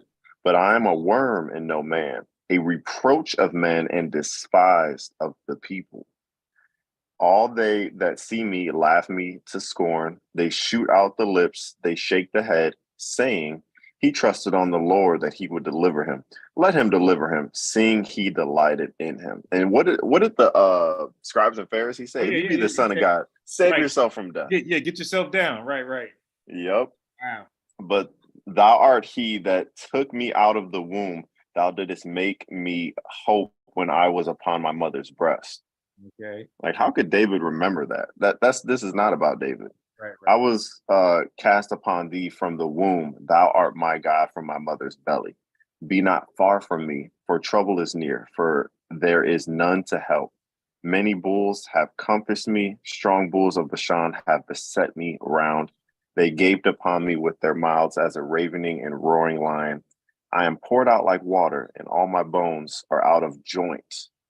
My heart is like wax. It is melted in the midst of the bowels. Just want to point out when he says my bones are out of joint, because Christ was the Passover lamb. You couldn't break any bones. You can only disjoint it. And then he says, my strength is dried up like a potsherd, and my tongue cleaveth to my jaws. And thou hast brought me into the dust of death. Tongue cleaving to the jaws means I'm thirsty. And Jesus literally on the cross is like, I thirst. And I think they tried to give him wine first, and then they gave him actual vinegar. Yeah. And then verse 16, for dogs have encompassed me, the assembly of the wicked have enclosed me. They pierced my hands and my feet. I may tell all my bones, they look and stare upon me. So that verse 16 is this is one of the debatable verses among Jewish folk, because they'll what the argument is. I'm very familiar with the argument, but again, like they're very disingenuous because they're not really giving you both sides. Like they're giving you like what they disagree with and what they believe it is, but they don't give you the other side, right? What the other side is saying. So they have a good argument, but we have a way to check their argument. So the word, I don't know the exact word for pierced in the Hebrew, but in the Masoretic text itself, it ends, I believe it ends with either a vav or a yod. But that difference, it changes the word from pierced to something like a lion. I don't know how it's rendered in the Yeah, I'm JPS. familiar with that. Right. Yeah, but the thing is we have proof in the Dead Sea Scrolls that that the scribes made an error when they were writing the Masoretic text. So we have proof 1500 years before Christ that that word pierced was there. I remember looking at that. I was like, wow, that's actually insane. That's pretty cool. Because they have a good argument. It's in the Masoretic text, but we have more proofs to check those things too as well. Yeah, I agree. And that's very important because what people don't know, like these people, and Lisa, I don't know if you're aware or not, but Lisa, these people that's on the internet that's sitting here shouting and yelling, they're just watching Jewish rabbis' videos and reciting the information. Right. Mm-hmm. And then, but they'll come to you as though this is something that they came across.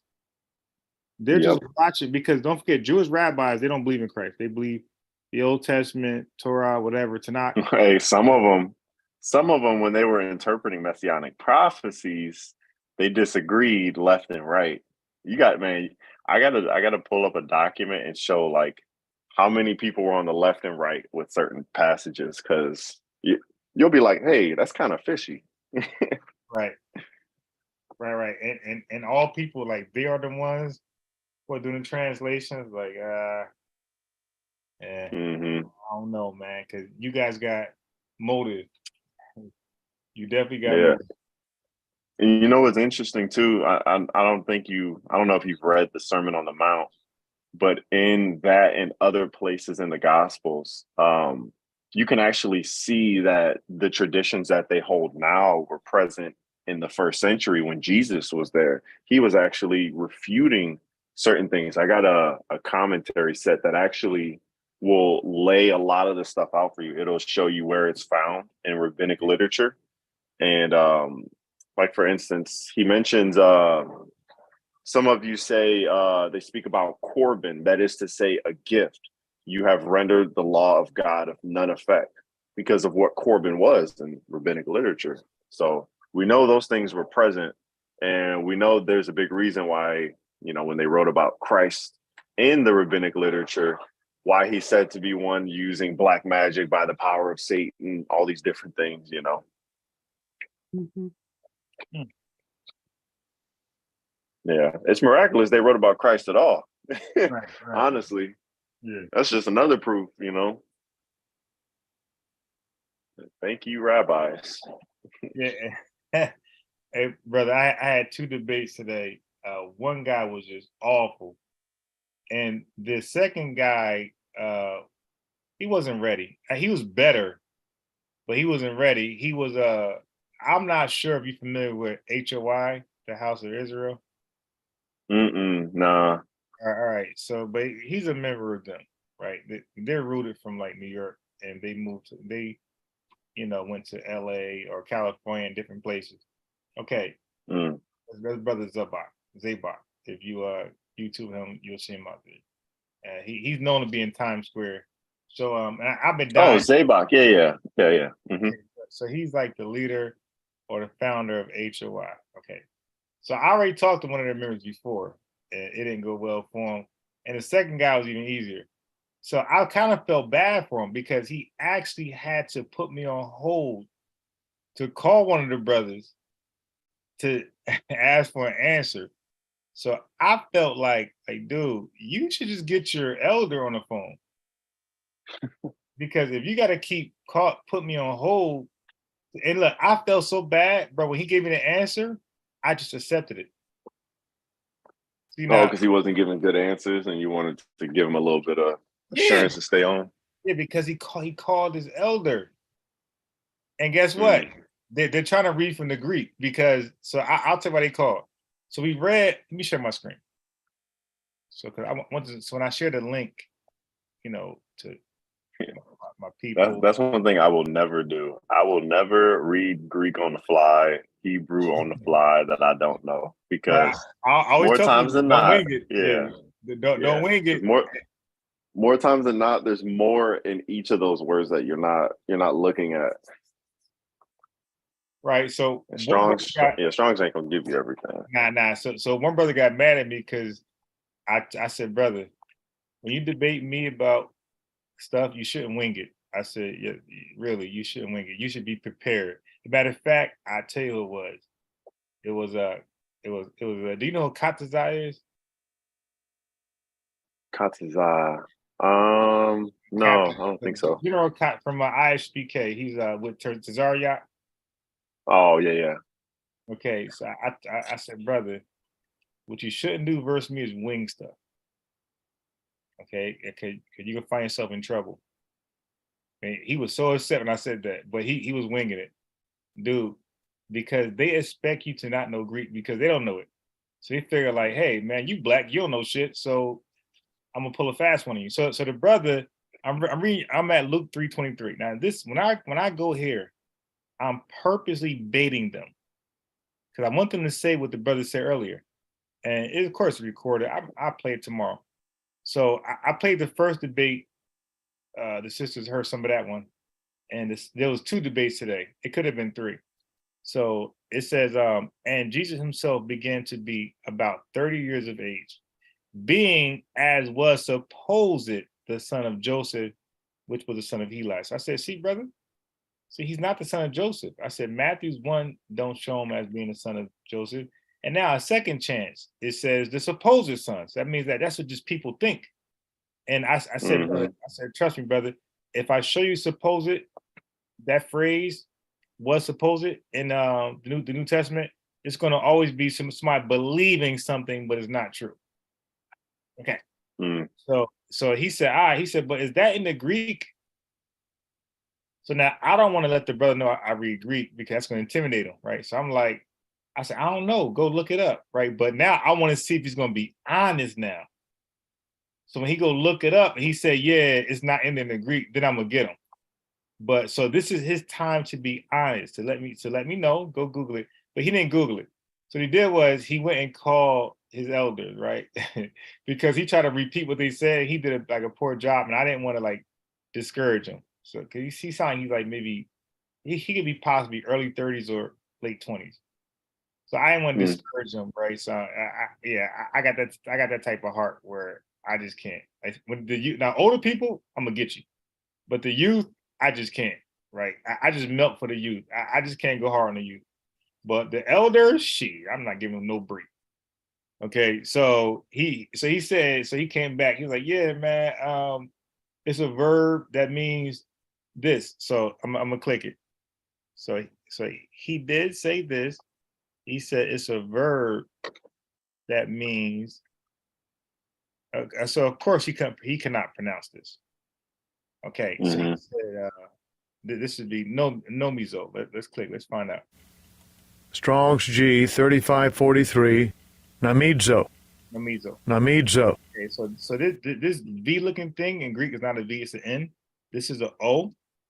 So and the O in Greek is always like octopus. This is not a U, this is an M, and this is an I, and the I has the accents. That means that this got to have the most emphasis. This is actually a Z, and this is an O, but this O is always like O, like a tomato. So a regular O is long O, right? And this is a long note, a long O, tomato. So this would be na me. So it'd be na mizo. So you got to emphasize the E, like I said yesterday. Na mizo. Okay, cool. But here's the problem. So these are the same. But as you know, this is the root. This is the actually word we're reading here. So now this E, with this accent on top of it, it means past tense. So you see the same thing with eganesen, with begot, it means past tense. It means not present. Okay? So when you got this E above a verb, and I'm not gonna say all verbs. I'm not gonna say all verbs. I don't know because I'm actually studying that right now. But I do know when you have that e in front of a verb, it means past tense. Mm. Okay, so that's why we got ed over here to show you that it's just past tense. It's not present tense. This right here is present tense. So when he read this to me, he's reading a present tense verb, and that matters because and when you read the Greek, or if you go to like the Greek instructions about verbs, it tell you that the most important thing in Greek you got to know is the tense. It said if you don't know the tense, you're done. You're not gonna understand the New Testament. So it said you have to know the tense of the verbs, or you'll be confused. So he read this part. He didn't know about the So this is namizo. Now it's namizo. No, that's a T here. I'm sorry. This is no mi zeto. Enomizeto. So the actual word is enomizeto. It's not namizo. It's not that. This is the actual word. So if you click it, it's going to always read the root. It's never going to read the inflected word ever. So this is the actual word. So that's why I say brother. So with him, I took it easy. But an elder, I'll be like, brother, that word is not namizo. And then he'd be like, yes, it is. He'd have clicked this right here. Look, it is. Strong's G 3543. Namidzo. Namidzo. Now I say, brother, do you see the two words above that? Yeah. Okay, the top word. What does that say? Now, of course, he doesn't read Greek. I'm gonna say, brother, you can't read it, but trust me, it don't say namizo. So that's the actual word in the verse. So now the proof is, let's go down. So we see it right here. Here we go. This is it right here. So this is not namizo. This is the ed there. So brother, in the actual verse, you don't see namizo. You see namizo. I'm sorry, you see namizeto.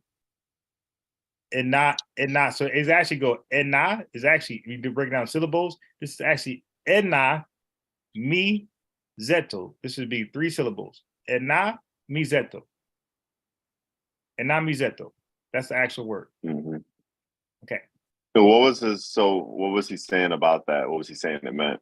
Okay, so he said it could be 50-50. So he said, listen, he said, so you could be right that it's talking about that Jesus ain't the son, or it could be talking about he came in like impartial flesh or like tampered flesh, something like that. So What? yeah, well, brother, because he's the you, I just accepted it. I said, brother, no problem. As long as you consider that what I said could be 50% right, I accept your answer. You did. I gave him no break. I would have asked him, okay, what determines which is which? You know, because if you, I don't know, you studied prepositions, but when you look at prepositions and they're cased with nominative, accusative, dative, and genitive, they have a different meaning. Right. Because So the subject is going to be the owner. You're going to be the indirect object or the direct object. Right. Now I'm very familiar with the case. Yeah, I actually got a nice little resource. You ever heard of E.W. Bullinger? I can't say by the name. I will have to see it. Yeah, he's an author. Dude, honestly, I like a lot of his books, but he does a companion Bible. And what he has at the back is a bunch of appendixes for a bunch of different topics. But one of them is prepositions. And he'll show you the meaning of each in each case, basically. Because it just has to do with the position. It doesn't have to do with much about what the genitive, accusative, all that is. It's just about the position of the object, So it's pretty interesting. I usually lean on it when I'm struggling to understand what this preposition means in this verse. What's his name again? Let me type it in here. E.W. You said E. Dot? Okay. Yeah, and then Bullinger space. Oh. Okay, that's it. Yeah, that dude right there. Yep. I'll check them out. Yeah. Now, this is something good, Ray. Is this it? No. So I'm looking for something. Yeah. Okay, this is good right here. So this is all. So this is how I type in Greek. This is all Mhm.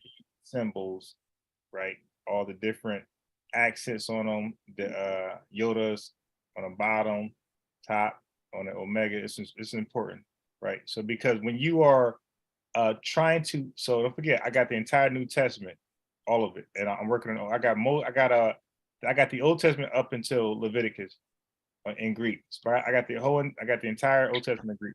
So, but you're not gonna Mm. find a word if it don't have the accent on it. So that's the problem. So if you type in omega without an accent and you try to control find in the New Testament and word, it won't be there.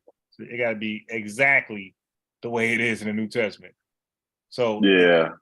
but you're gonna find yourself having a hard time finding those letters. So I kept looking for it. Now I have everything, well, most everything here.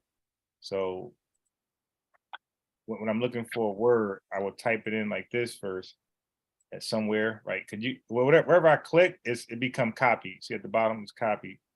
And Hmm. and then I just paste it on Microsoft Word until I spell out what I'm looking for.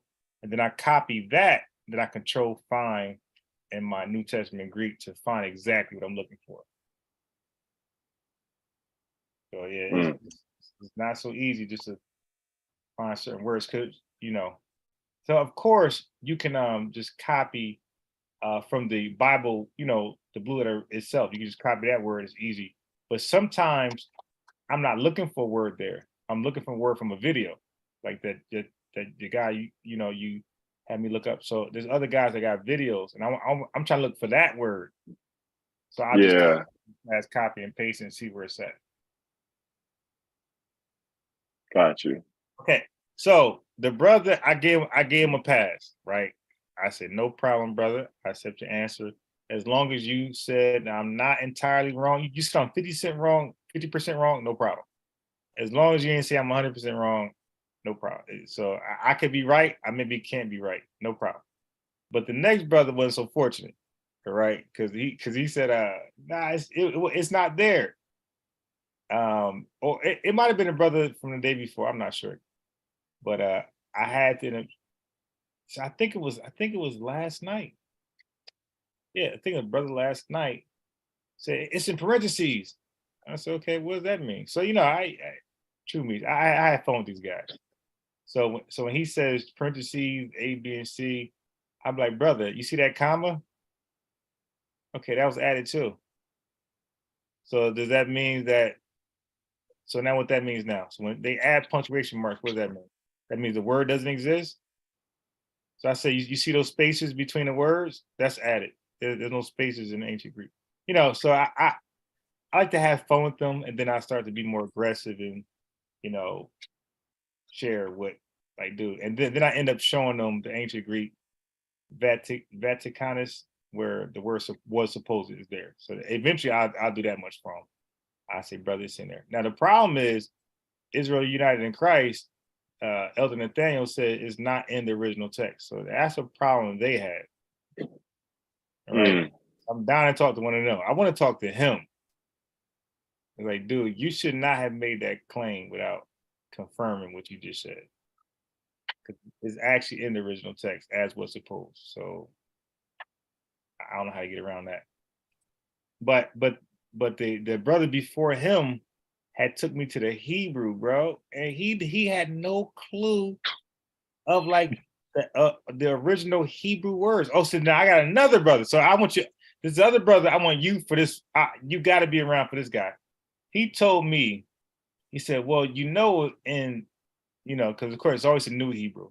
He said, in Paleo Hebrew, basically there's no allegory, there's no, well, that's what he's trying to say. It's just straightforward. He said Paleo Hebrew, it just says what it is, and that's just it. What? That's not correct at all.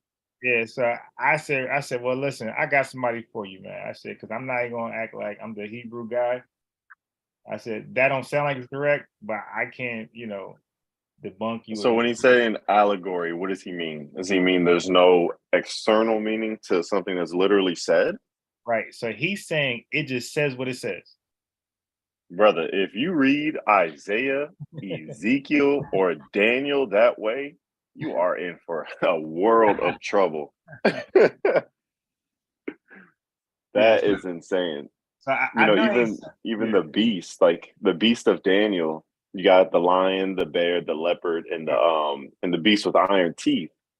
Those aren't actual beasts. That is speaking about nations. The bear because not Babylon, Persia had the largest armies. The leopard because Alexander the Great literally just pillaged anybody he went against. Like the difference between a freaking leopard and a bear is if you get hurt by a bear is not going to kill you. But if you get hunted by a leopard, it's going to kill you and eat you. Right. But yeah, that's actually crazy. Yeah, I want to know where he got that from. If it seems like he made it up. Yeah, it seemed like that was told to him. And again, brother, I didn't embarrass him. All I said was, brother, you know what we got to do? Because we're on the phone. I said, bro, you know what we got to do? We got to, I said, you got to click the Zoom link where we can share our screens. I said, so you need to first prove that. So I said, listen, Yeah. I said, brother, I'm going to be on later. I said, but I highly doubt you're going to join me. Is he here right now? No. But that doesn't mean he's not busy. So I'm going to give him benefit of doubt because he got till tomorrow. Okay. And if he's a no-show then I was right. So I said, brother, I will be on. At that point, it's 4:00. I said, brother, I will be on 5 hours from now. I said, I want you to hop on. Now we can share our screens and say, you got to show me that. Show me that Paleo Hebrew just means what it said. It's just straightforward. Yeah, because even I'm thinking about the one instance when I think it was Joshua. He prayed to God. They were not pillaging, but they were like in a battle, and Joshua was like, basically like, Lord, I need more time. So, and it looks mystical when you read it, but when you dig into the Hebrew and what it's actually talking about from their perspective, it looks like it's like the stars are stopping or something like that. It doesn't look real if you're reading it just straight in English. So yeah, there's a bunch of examples. I'm gonna have to pull up a few just so I can bring some up in front of them and be like, is this literal? Because I know for a fact that that's not true. Yeah, because I definitely told him, I said, brother, I'm gonna have Smiles on the phone or the Zoom link, whatever, and you gotta repeat what you just said. Yeah. So I was very delicate with him. I didn't, try to be too knowledgeable. I just Oh, I'm gonna press him. You should, because that's what we're doing. Now he made an absolute point. And the dude, he kept saying to me that you don't know something. I said, brother, wherever you go, I said, I guarantee you I know about it more than you. I can go in more in depth. So wherever you go, I guarantee I go more in depth where than you. And everywhere he went, I was able to explain it further. Yeah. So that's interesting. So, but I ain't gonna lie, he was kind of cool. So he just caught up. Like these folks are indoctrinated, right? So that means that in their brain, in their brain, it's just true somehow. Yeah. It's And that's it's just how it is sometimes. Because I mean, depending on the age of somebody, especially if somebody just starts coming into adulthood, they like to think that they have it figured out. So and that's why I'm always like to myself, I'm open if I'm wrong on something. And as far as scripture is concerned, if you can show me credible evidence through like the original text, you know what? I will change my mind because that's what the word of God says. It's not what I believe is true. It's what God's word says. But for those other people that are just closed-minded when it comes to things like that, it's hard to deal with. Yeah, no, definitely. And I try to pinpoint that early before I waste too much time.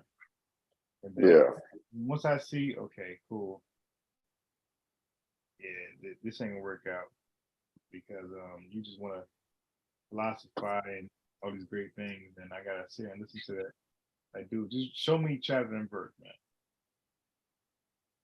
man. Hmm. So No, I agree. I agree. The one dude you had on the other day, man, the dude that just that said Jesus was naked when he was yeah, washing the disciples' he asked feet. about you. Like, I think he's ready now. He asked, like, where were you? Bro, I'm not talking to him no more, bro.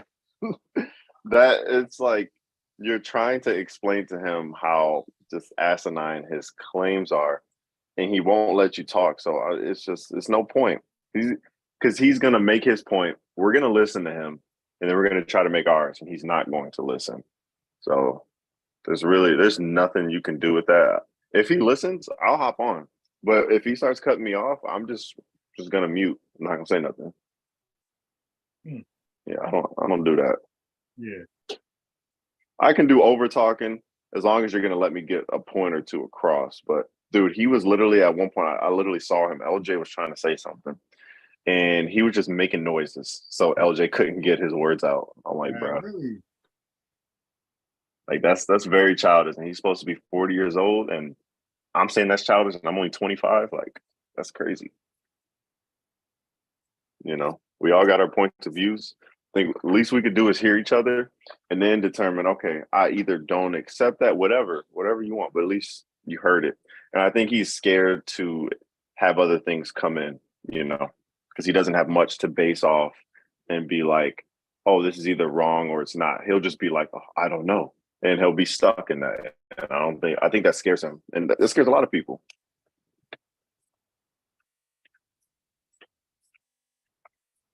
you know. Yeah, yeah. Um, and so it all comes down to something simple, like your confidence in anything. In most cases, going to stem from how well you're educated about that very thing. You know, Exactly. so a shy person can talk about something in front of 1,000 people if it's something that's dear to him or dear to her. Hmm. You can talk about it. So Yeah.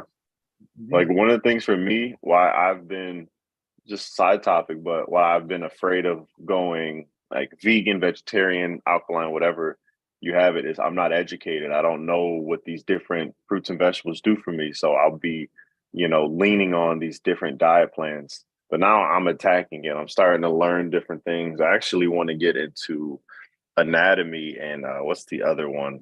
Uh, I want to get into learning about the body and biochemistry and microbiology, right.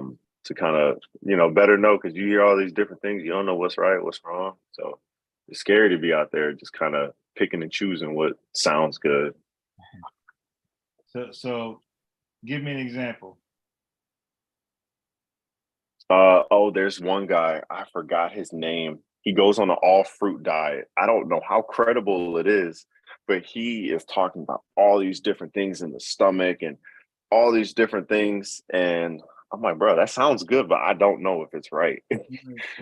So like, Is his let me name find his name. is his name Muhammad? Starts with a Y. Starts with a Y. Why? That's interesting. I think Yakla or something. Oh, man, let me find it. Wait, a Hebrew I just Israelite? recently liked one of his videos. Oh, okay. No, I don't think it's Hebrew Israelite. He talks about like food. Yeah. Like, Dr. Sebi is mostly vegetables, also fruits, but he's fruits. He'll show you how to keep on with just fruits and different things like that. Here, his name is Yahki, Yahki. Hold on, let me set up.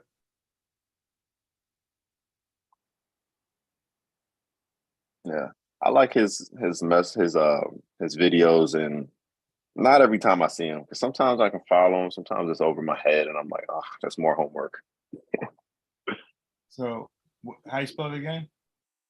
Yahki.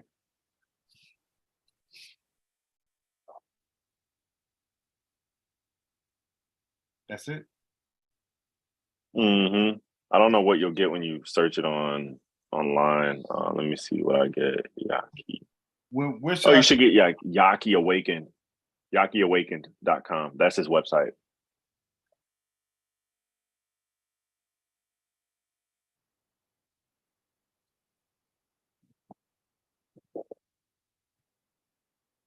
Yes, it might be. Yeah, it's it right here. Yaki Awaken. Okay, I got it. I got it. He might be a Hebrew Israelite because the gown he's wearing got the menorah on it. Yeah, the word Yah, the word Yeah.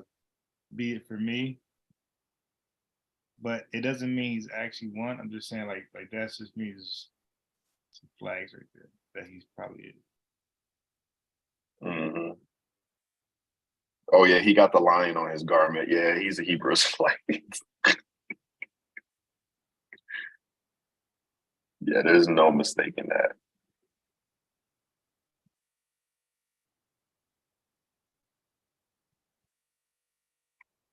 Yes. Oh, I thought I was sharing my screen. Oh, let me share my screen. I thought I was sharing my screen that whole time.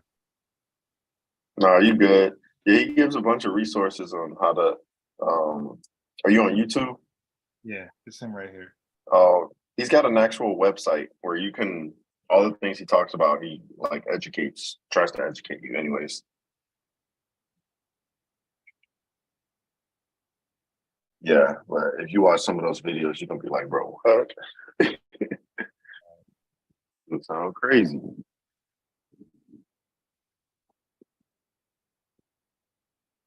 No, but I am very glad that they're, especially just black folk. I'm glad to see educated black folk out there. To be honest, like, because man, it really hurts me when most of the conversations I have with black people, they're not on that level. Like, especially Bible. But actually, this goes across not even just black people. Most people are just ignorant when it comes to a lot of things. And what most people don't realize is money isn't power, knowledge is power. Back in the day, if somebody wanted to destroy the power you had, they would burn down your library. And that's why, in the Christian persecutions, they burned their books. Burning books that was a really hard hit for a lot of people because especially if they killed those scribes or different things like that, they're like, man, how are we going to produce more? Right. So Right. yeah, that's why I got a bunch of ebooks, but I'm big on physical books that I can see in front of me. Because even the ebooks, some of them are hard to trust. I've seen some ebooks that are different from the physical copy that don't have certain entries. Like what's interesting is my McClinic and Strong's encyclopedia set. It has an entry on Christmas in it, but in eSword they changed the entry on Christmas. I was like, bruh, are y'all serious? That's crazy. Hmm. Yeah. Yeah. Some of these people just don't know, and that's just big, like kind of like more entertaining. Mm-hmm. Yeah, because at that point they become your students, and that's why like Yep. I jokingly call them my student, but I'm actually serious. But I use it as a joke. Like I'm not serious saying that he ain't, studying like that. Yeah. Okay, so let's see. Yeah, so they said I wasn't sharing my screen. I thought I was, but I ended up sharing it. So now you said, so let's go back to your original question. You said something about the fruit diet, right? Yeah. Okay, I so don't know how credible it is. but what was he saying about it? He's saying you don't need vegetables. You need fruits. Like he's just all fruits. All right. And he speaks about what the different fruits do to the body, how they react when they're inside the body. He actually says it's not good to, and I might agree with this. I need to do research on it because I have certain juices and smoothies that actually mix really sweet fruits with really citric fruits. He said it's not good to mix that because you actually confuse your stomach. So I want to do some hardcore research on that. But it's just some interesting things, Same thing with when I watch Dr. Sebi. He says some interesting things that I got to look up. Yeah, but there's some things you ain't got to look up. And I'll tell you one. When he tell you that mucus is the root of all disease, and we got mucous membranes, Oh, yeah. that part we ain't got to look up. Now, the reason why I asked you about this fruit diet, because I was on a fruit diet, right? So we have other people before this brother. So I'm gonna give him a try. So one thing about me, True Meats, Lisa, that you'll know me from, I won't count somebody out unless it's completely fake news. I know for a fact. If I don't know for a fact, I'm gonna listen. I'm gonna watch some videos, maybe wash some dishes, because I do gotta wash the dishes tomorrow. So maybe washing the dishes, I'll listen to the brother. Because you see all those tabs? Well, it's gonna be a tab. I'm gonna keep it up. I'm watching the videos and see where it's going. But I off the back, I'm going to disagree that you don't need vegetables. I'm going to disagree. So I know what he's saying because in Genesis chapter 1, I think it's verse 28, where it says, I give you every yielding seed bearing, something like that, to eat as Bearing meat. fruit, but also the herbs. He says the fruits and the vegetables. Yeah. So and That's where I would disagree too. well, he'll do this with you because a tomato is what? What is that, a fruit or vegetable? That's a fruit. What about an avocado? That's a fruit. And what makes an avocado a fruit? The seed. Right. So, but where common perception is these things are vegetables. Vegetables. Yeah. So I don't know if that's what they were kind of leaning to in Genesis, where they was looking at vegetables as how we look at vegetables today. Herbs. Right. Mm-hmm. Herbs. And then like a strawberry, is that a seed or like what is a strawberry? Is that a fruit? Mm-hmm. It got seeds. No, yeah, that's a fruit. Yeah. Right. Yeah. Now, but it says strawberry. So wouldn't somebody think it's just a berry?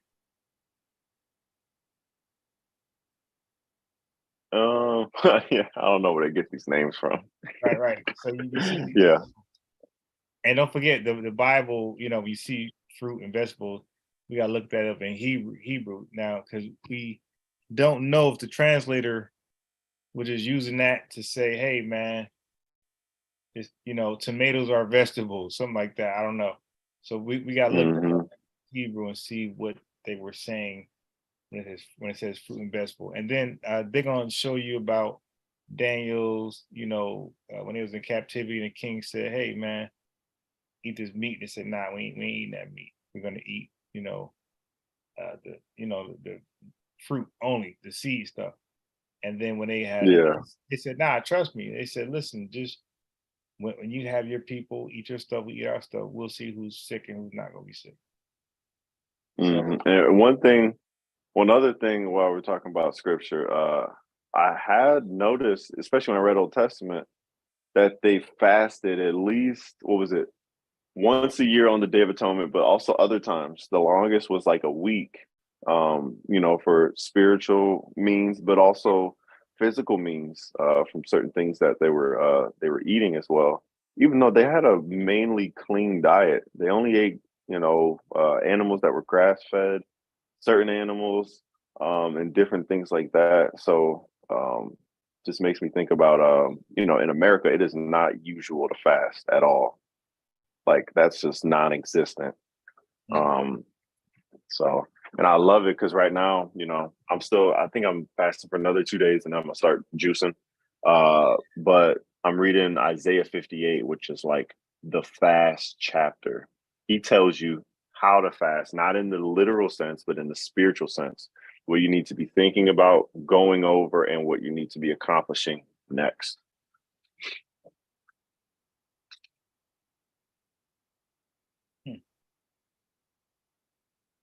Yeah, so I did the fruit thing.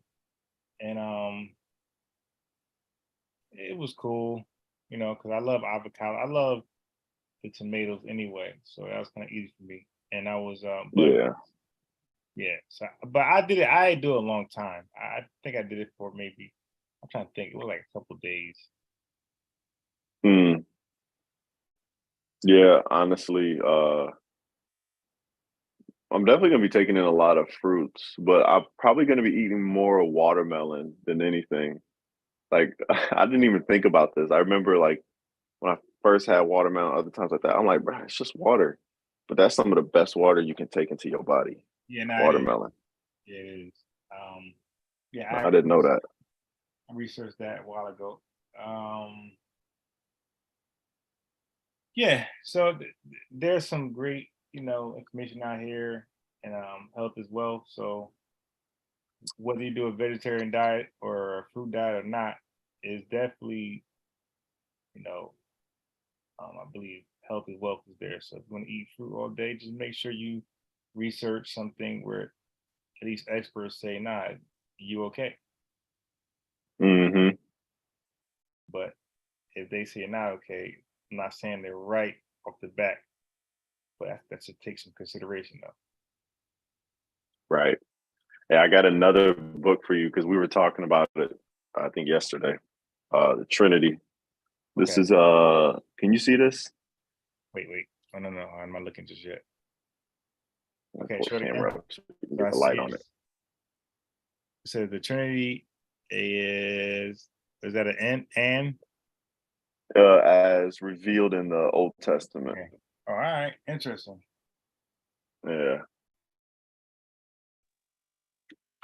Yeah. I just started cracking this one open, but I read a section of it the other day in Exodus 3:14, and man, greatest explanation and kind of some of the same questions I was asking you as far as certain things. But like oh yeah, here's another one. And you know, we talked about Genesis 18 and 19. Yeah.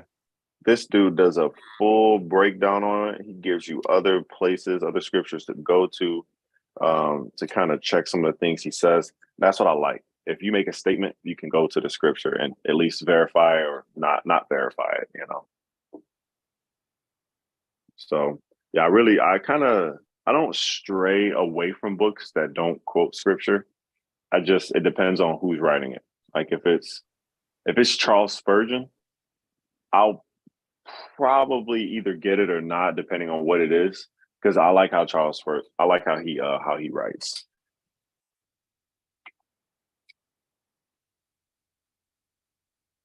Yeah, somebody tried to get on me because I think a quote from Charles Spurgeon on I think it's my profile pic on Facebook, and somebody was like, "Are you a Mason?" Like, what are you talking about? You have a quote of Charles Spurgeon, and he was a Mason. I was like, I like the quote. I mean, I'm not supporting the man. I like the quote. I'm just talking about God. Yeah, people jump the gun too much, and that's why I'm a Yeah. huge advocate of like literacy. Hmm. Yeah, I like reading the Puritans. That's man, that's some of the hardest preaching you'll ever hear is from Puritans. Like you'll read a Puritan book, you'll be like, bro, this happened 300 years ago, and this is what we got now. This prosperity gospel crap. Wow. Yeah. I got some books that'll make you feel like crap if you read them. Like seriously, it'll make you literally just sit there and be like, like, what am I doing? You know, like just totally reassess things.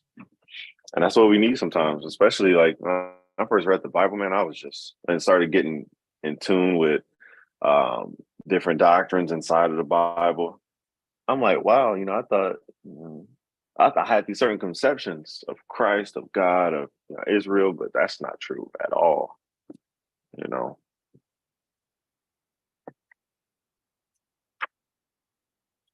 Yeah. So oh, so next time, right? Because I wanted to talk about Sarah. 'Cause I thought that was interesting, and it led into the symbolic crucifixion of Isaac and a couple of things. But I want to talk about maybe tomorrow laws and commandments. The people, I'm still reading memes and people keep using that as though everything's involved.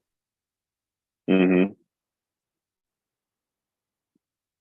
So to wait tomorrow, you want to talk about laws and commandments? Right. Just briefly, like not a heavy, but I definitely want to go into it, right? It's like what's the difference? Because I'm hearing people use it interchangeably, like those things is going on. So I would rather just want to tackle it. Okay. When it says law, right? Law, just law. What does that mean? And of course that context might gotta about to say so what it means too. But let's do it all. Yeah.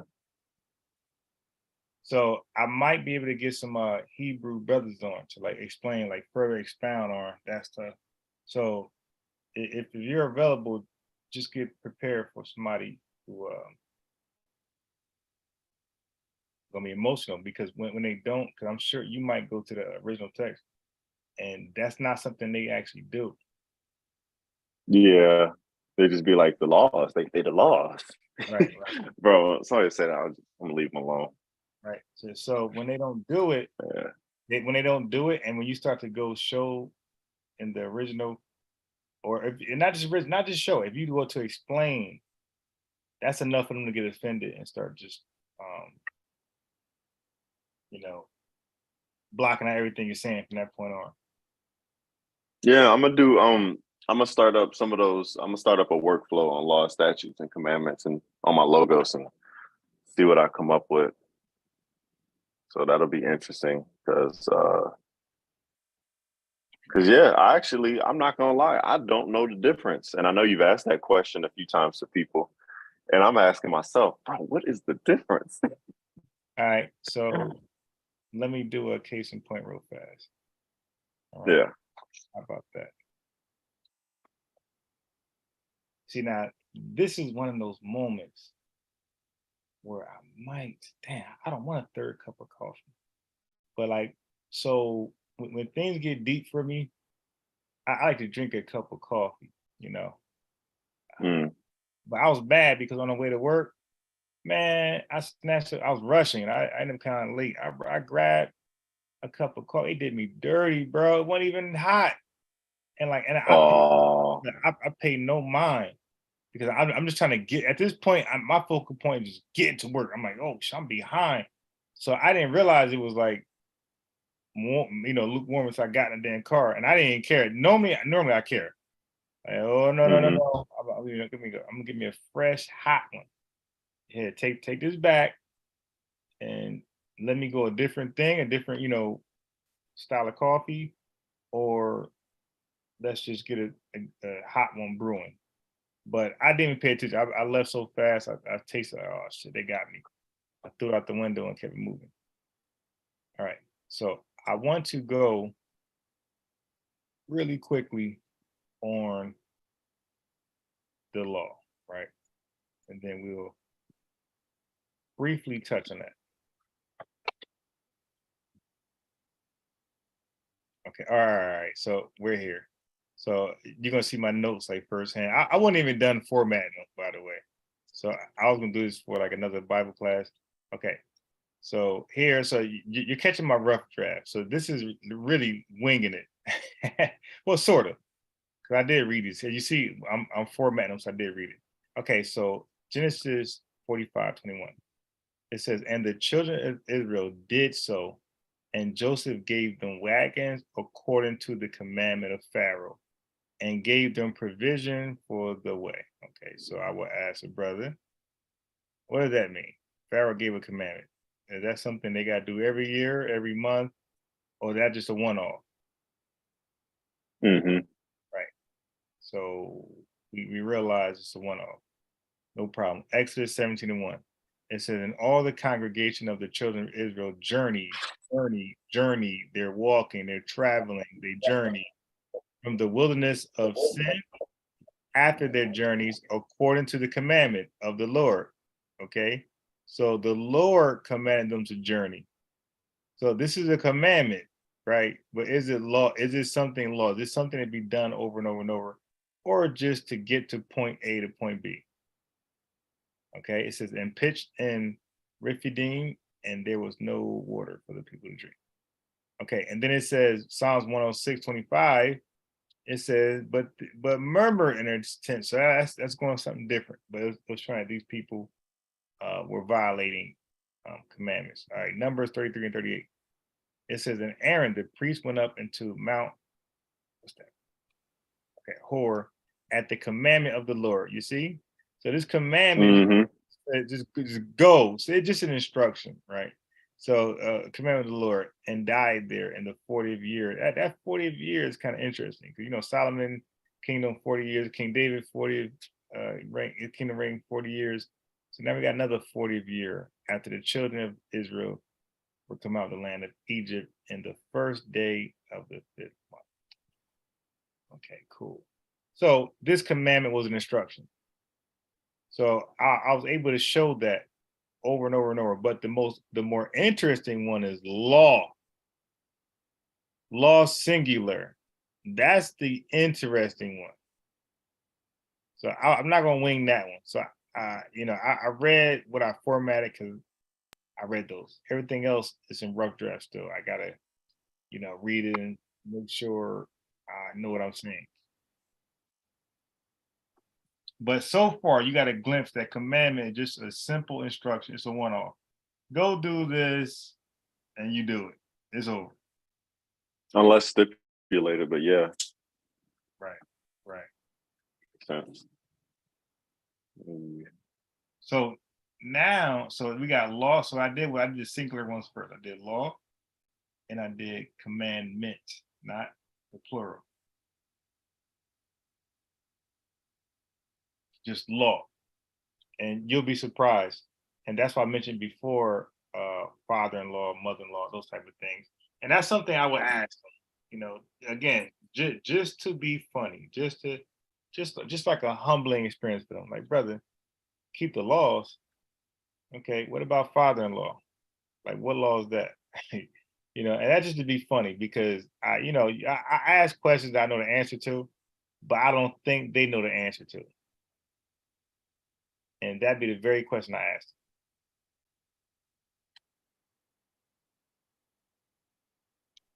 I'm trying to find, man, I'm so bad at typing Hebrew and Greek. I can't even figure it out on this keyboard. Have you tried to type like Hebrew and Greek? Like, what you mean?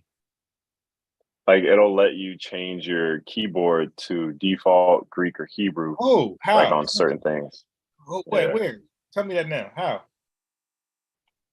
Oh, this is just on my logos program. You could probably, do you have a MacBook or do you have a PC? I got a Mac. Yeah, you could probably go to settings and go to keyboards and maybe download like a Hebrew or Greek keyboard. Hold on. No, you can do it on your phone. No, I don't want the phone. I need the computer because I'm more on this one than most when I'm researching. So you said go where? If you go to your settings, I'll do it with you. Are you? Because I'm on my MacBook too. There should be a keyboard. Yeah, at the very bottom, it'll say keyboard. Okay. I don't know if it'll give you, if it'll let you.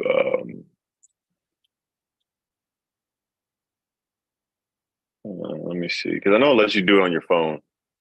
I'm not sure if it lets you do it on the MacBook itself, though. Oh yeah, language. You go language. At the bottom where it says dictation. Wait. So I'm at keyboard. Okay, I see dictation. Okay. So yeah, it says language. I see it. And then hit add language. All right. And then you can go down to, should be one for Greek. It'll say Greece, and Hebrew, Israel. Mm-hmm. All right, I see it. Now I select those and click OK. Yeah. And it'll install them. All right. So now you can select those if you want to try it out. It's hard though. Yeah, this might save me some time. Okay, so I selected it. So now I'm showing my Microsoft WordPad. What do I do now? Say that again. So I selected it, right? So now I close it out. So now I'm back here looking at a blank document. So how do I implement them? So if you go back to, did you select which language you want on the, because you downloaded them, but you got to go back to dictation and language and hit the drop down and put which one you want on there. Wait, say that one more time. So go back to the settings, the same place we were at, keyboard under settings. All right, wait. Okay. All right, go ahead. And then under language, it should probably still say English. You have to hit the drop down and change it.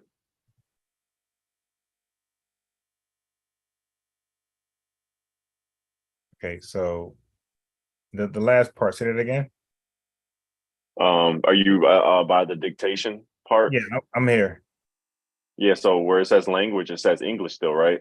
Yeah, it says it. Yeah, so you have to hit that arrow up, arrow down. Oh no, so I got it. portion. So it's showing. Okay. So it's showing English. It got English selected. So now, do I Yeah. select Greek? So do I select Greek right here? Yeah, whichever one you want to try out. All right. So now I got Greek selected. Okay, so let's see this. So it says, okay, so I selected it. Do I select anything else that's in the dictation, input, sources, shortcuts, text, and keyboard? Do I select anything else?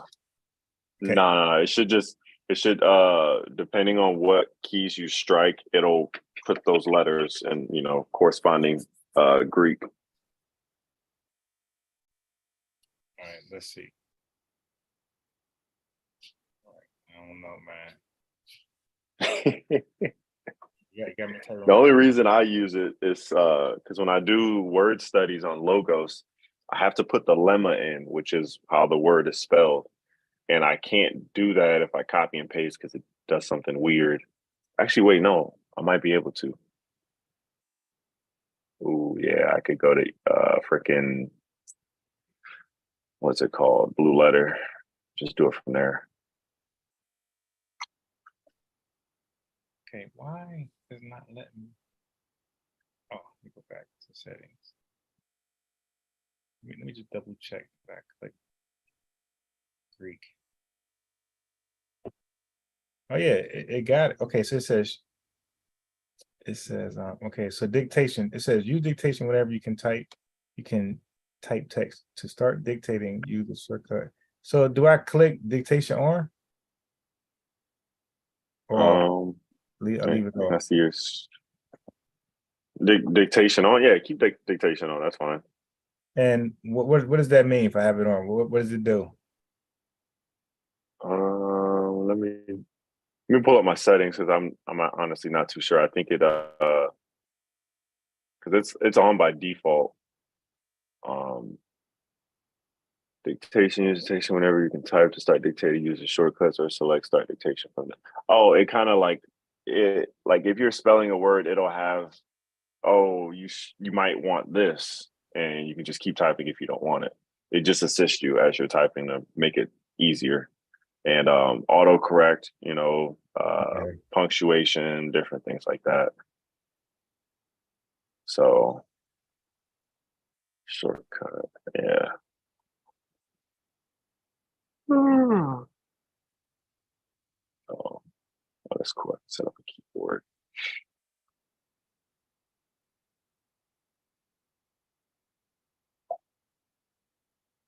Yeah, I guess I figure this out later. Yeah, but I got it on Greek. Yeah, that'll be a venture for later, for sure. Yeah, I'll figure it out because this I will YouTube it. I watch videos where people are actually using it on a computer.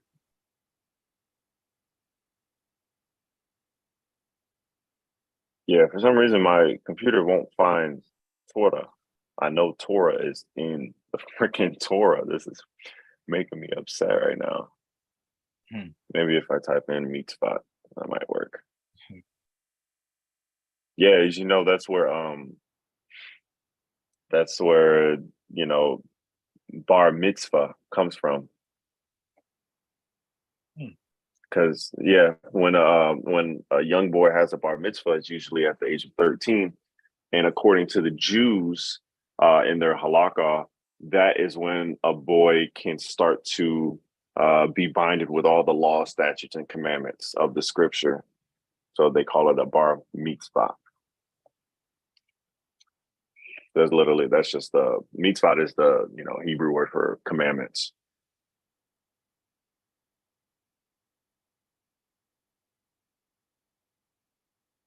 So yeah, if you've ever seen one of those ceremonies, they actually do Torah reading. They actually make sure that you can read in Hebrew and different things like that, and it's kind of cool, kind of not. I mean, I don't agree with it, but it is cool nonetheless.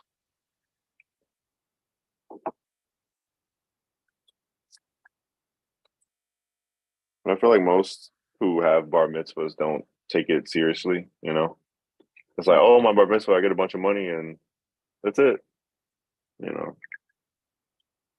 Should I be in there asking the rabbis all these questions? I'll be like, so what about Jesus? Where's Jesus coming in? It remind me, this one brother got mad because I did ask him a question about other things, not even about the question he gave. I accepted it. I'm talking a different verse, and he still caught up on the last thing. Yeah, I find that if sometimes if you can't, and that's why I try to always directly answer people's questions and then go to another verse, because if I don't answer their question, they're not going to answer mine. So that's what I usually find. And it's like one big thing as well, scripture never contradicts scripture. So if I bring a verse to you and I say, well, doesn't this say that, for instance, Jesus is God? Like, oh, wait, what this other verse right here said, but you ain't even tackling the problem. I understand what that verse says. What does this one say? So.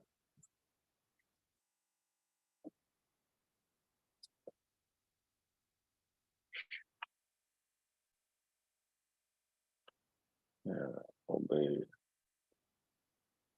Yeah, there's a bunch of cool things, especially in Hebrew. Like the word for obey and hear, the same exact word in Hebrew, shama.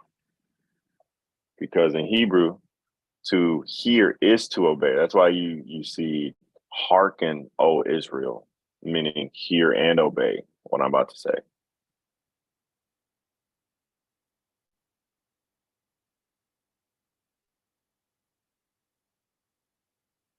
Oh dang, I don't put unbiased to sleep. Yeah, so I was trying to hang in. I debated on getting coffee. I'm like, if I drink coffee, I'm going to probably be up later than when I want to be. So now at your time, what time is it right now where you're at? It's 2 in the afternoon. So I am, god damn, I'm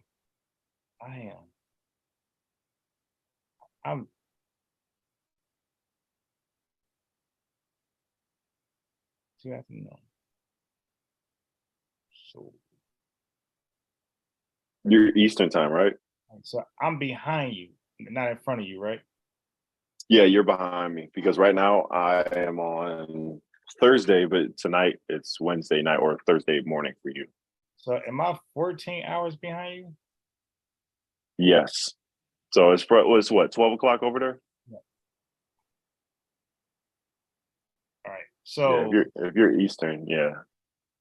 okay, so let's say 12:30 p.m. my time is what your time? So it'd be 2 a.m. then, right? 12:30 midday. Yep. So that's about 3 Yeah, o'clock. that's 2:30 a.m. Mm-hmm. Because that's when most of the challenges happen. Like I push them off to later, to like 8, 9 o'clock p.m. But they or 7 o'clock. They all are ready afternoon around 12. Really, it could be early as 10 a.m. But again, I push it to 12, and I come back from certain places at 12 o'clock. So that's why I see 12. Yeah, so maybe um if you end up doing it like Monday, Tuesday, or Sunday, I'll stay up for it. Monday. Yeah, because that's when I'm off of work, so I can get away with staying up and Well, doing that. Sunday I can stay up later, but me staying up late is like impossible. I'm gonna always get sleepy around 12. Yeah. Yeah, and if anything, if you just have the discussion with those guys and you want to review and look at it and ask my input, we can do that too, or you can You try to gotta get them hear, on right? twice. You gotta hear these guys yourself, man. Like You live. said, are you said, oh yeah, yeah. You're not gonna believe some stuff. You gotta hear it live. Like this one guy just want to go off his own. He said, forget about the Hebrew, forget about this Greek, Strong's. It's all about precepts. And yeah, that like those remarks right there let me know that they're not ready. See, I'm not a fool to believe, oh, he's my level. When you make a statement like that, that means you're not ready. Like you're below me. So I'll do it just for, to archive it, but it's really not. I mean, maybe if they say in a certain subject, as long as it's not the virgin birth, but because I'm more knowledgeable than you on certain things, but you dude, you got me on the virgin birth. I can't even answer some of your questions, Right. So, Yeah, dude, you've wakened me up to actually pay more attention to details and certain things. Oh yeah, You brother. know? These guys, when I told a brother this today, like the brother's being disrespectful. No, I'm sorry, not the brother being respectful. Because if you're disrespectful, I'm not going to let them know too much on purpose. Right? Mhm. I Yeah. ended at Matthews. But when they're a little respectful, I want them to do their own research and go to the camp and find an answer for this. So I said, brother, go to Matthews. I said, okay, now look, and I gotta know what verse it is. I had them read 13, but it might have been 14. So I want them to read. So I said, brother, just start from Jeconiah. So it says Jeconiah begot Salathiel. And then it says, and you might know this part, it says Salathiel begot Zerubbabel. I said, brother, where in the Old Testament did Salathiel beget Zerubbabel? So of course he doesn't know. So at this point he's at my mercy. So now he ran to Matthew's 1 himself. And like that's like a death trap. It's like, dude, you want to go there? But they want to skip to verse 16 first. And then the way I get them, I say, oh, no.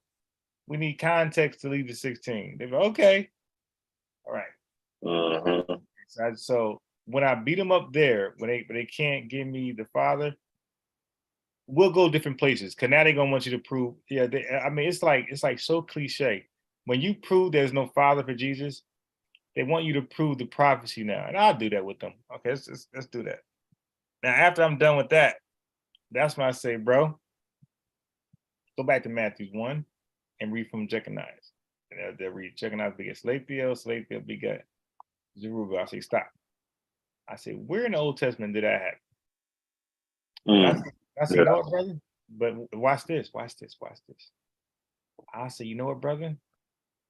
Where in the Old Testament after Salathiel, where did any of those men beget any of those men? Now I see, you know what, I do one better. Luke 3:23. When it says David begot Nathan, after Nathan, when did any of those guys beget each other? Yeah, So, there's no right. direct lineage. Right. Yep. They all become in trouble, and now they're at my mercy. Because even to that point where I might not answer everything, I guarantee I can answer more than them. So they're still at my mercy. So I say, bro, you don't even know what you're reading when you read, up to Joseph, right? You read down to Joseph. You have no idea what you're reading. You think you're reading a lineage, you're actually not. You're reading some lineage and some where these people are not the sons of that guy. So now when it comes to Jesus, that just fits the pattern, the theme. This is another guy that's not the son of another guy. Mm-hmm. All Yeah. right. But I want to add this part in. Hold on. So let me do this. Let me do this for you. Yeah. And the one guy that said, forget the Hebrew, forget the Greek, forget your whole Bible then. You ain't got no precepts to go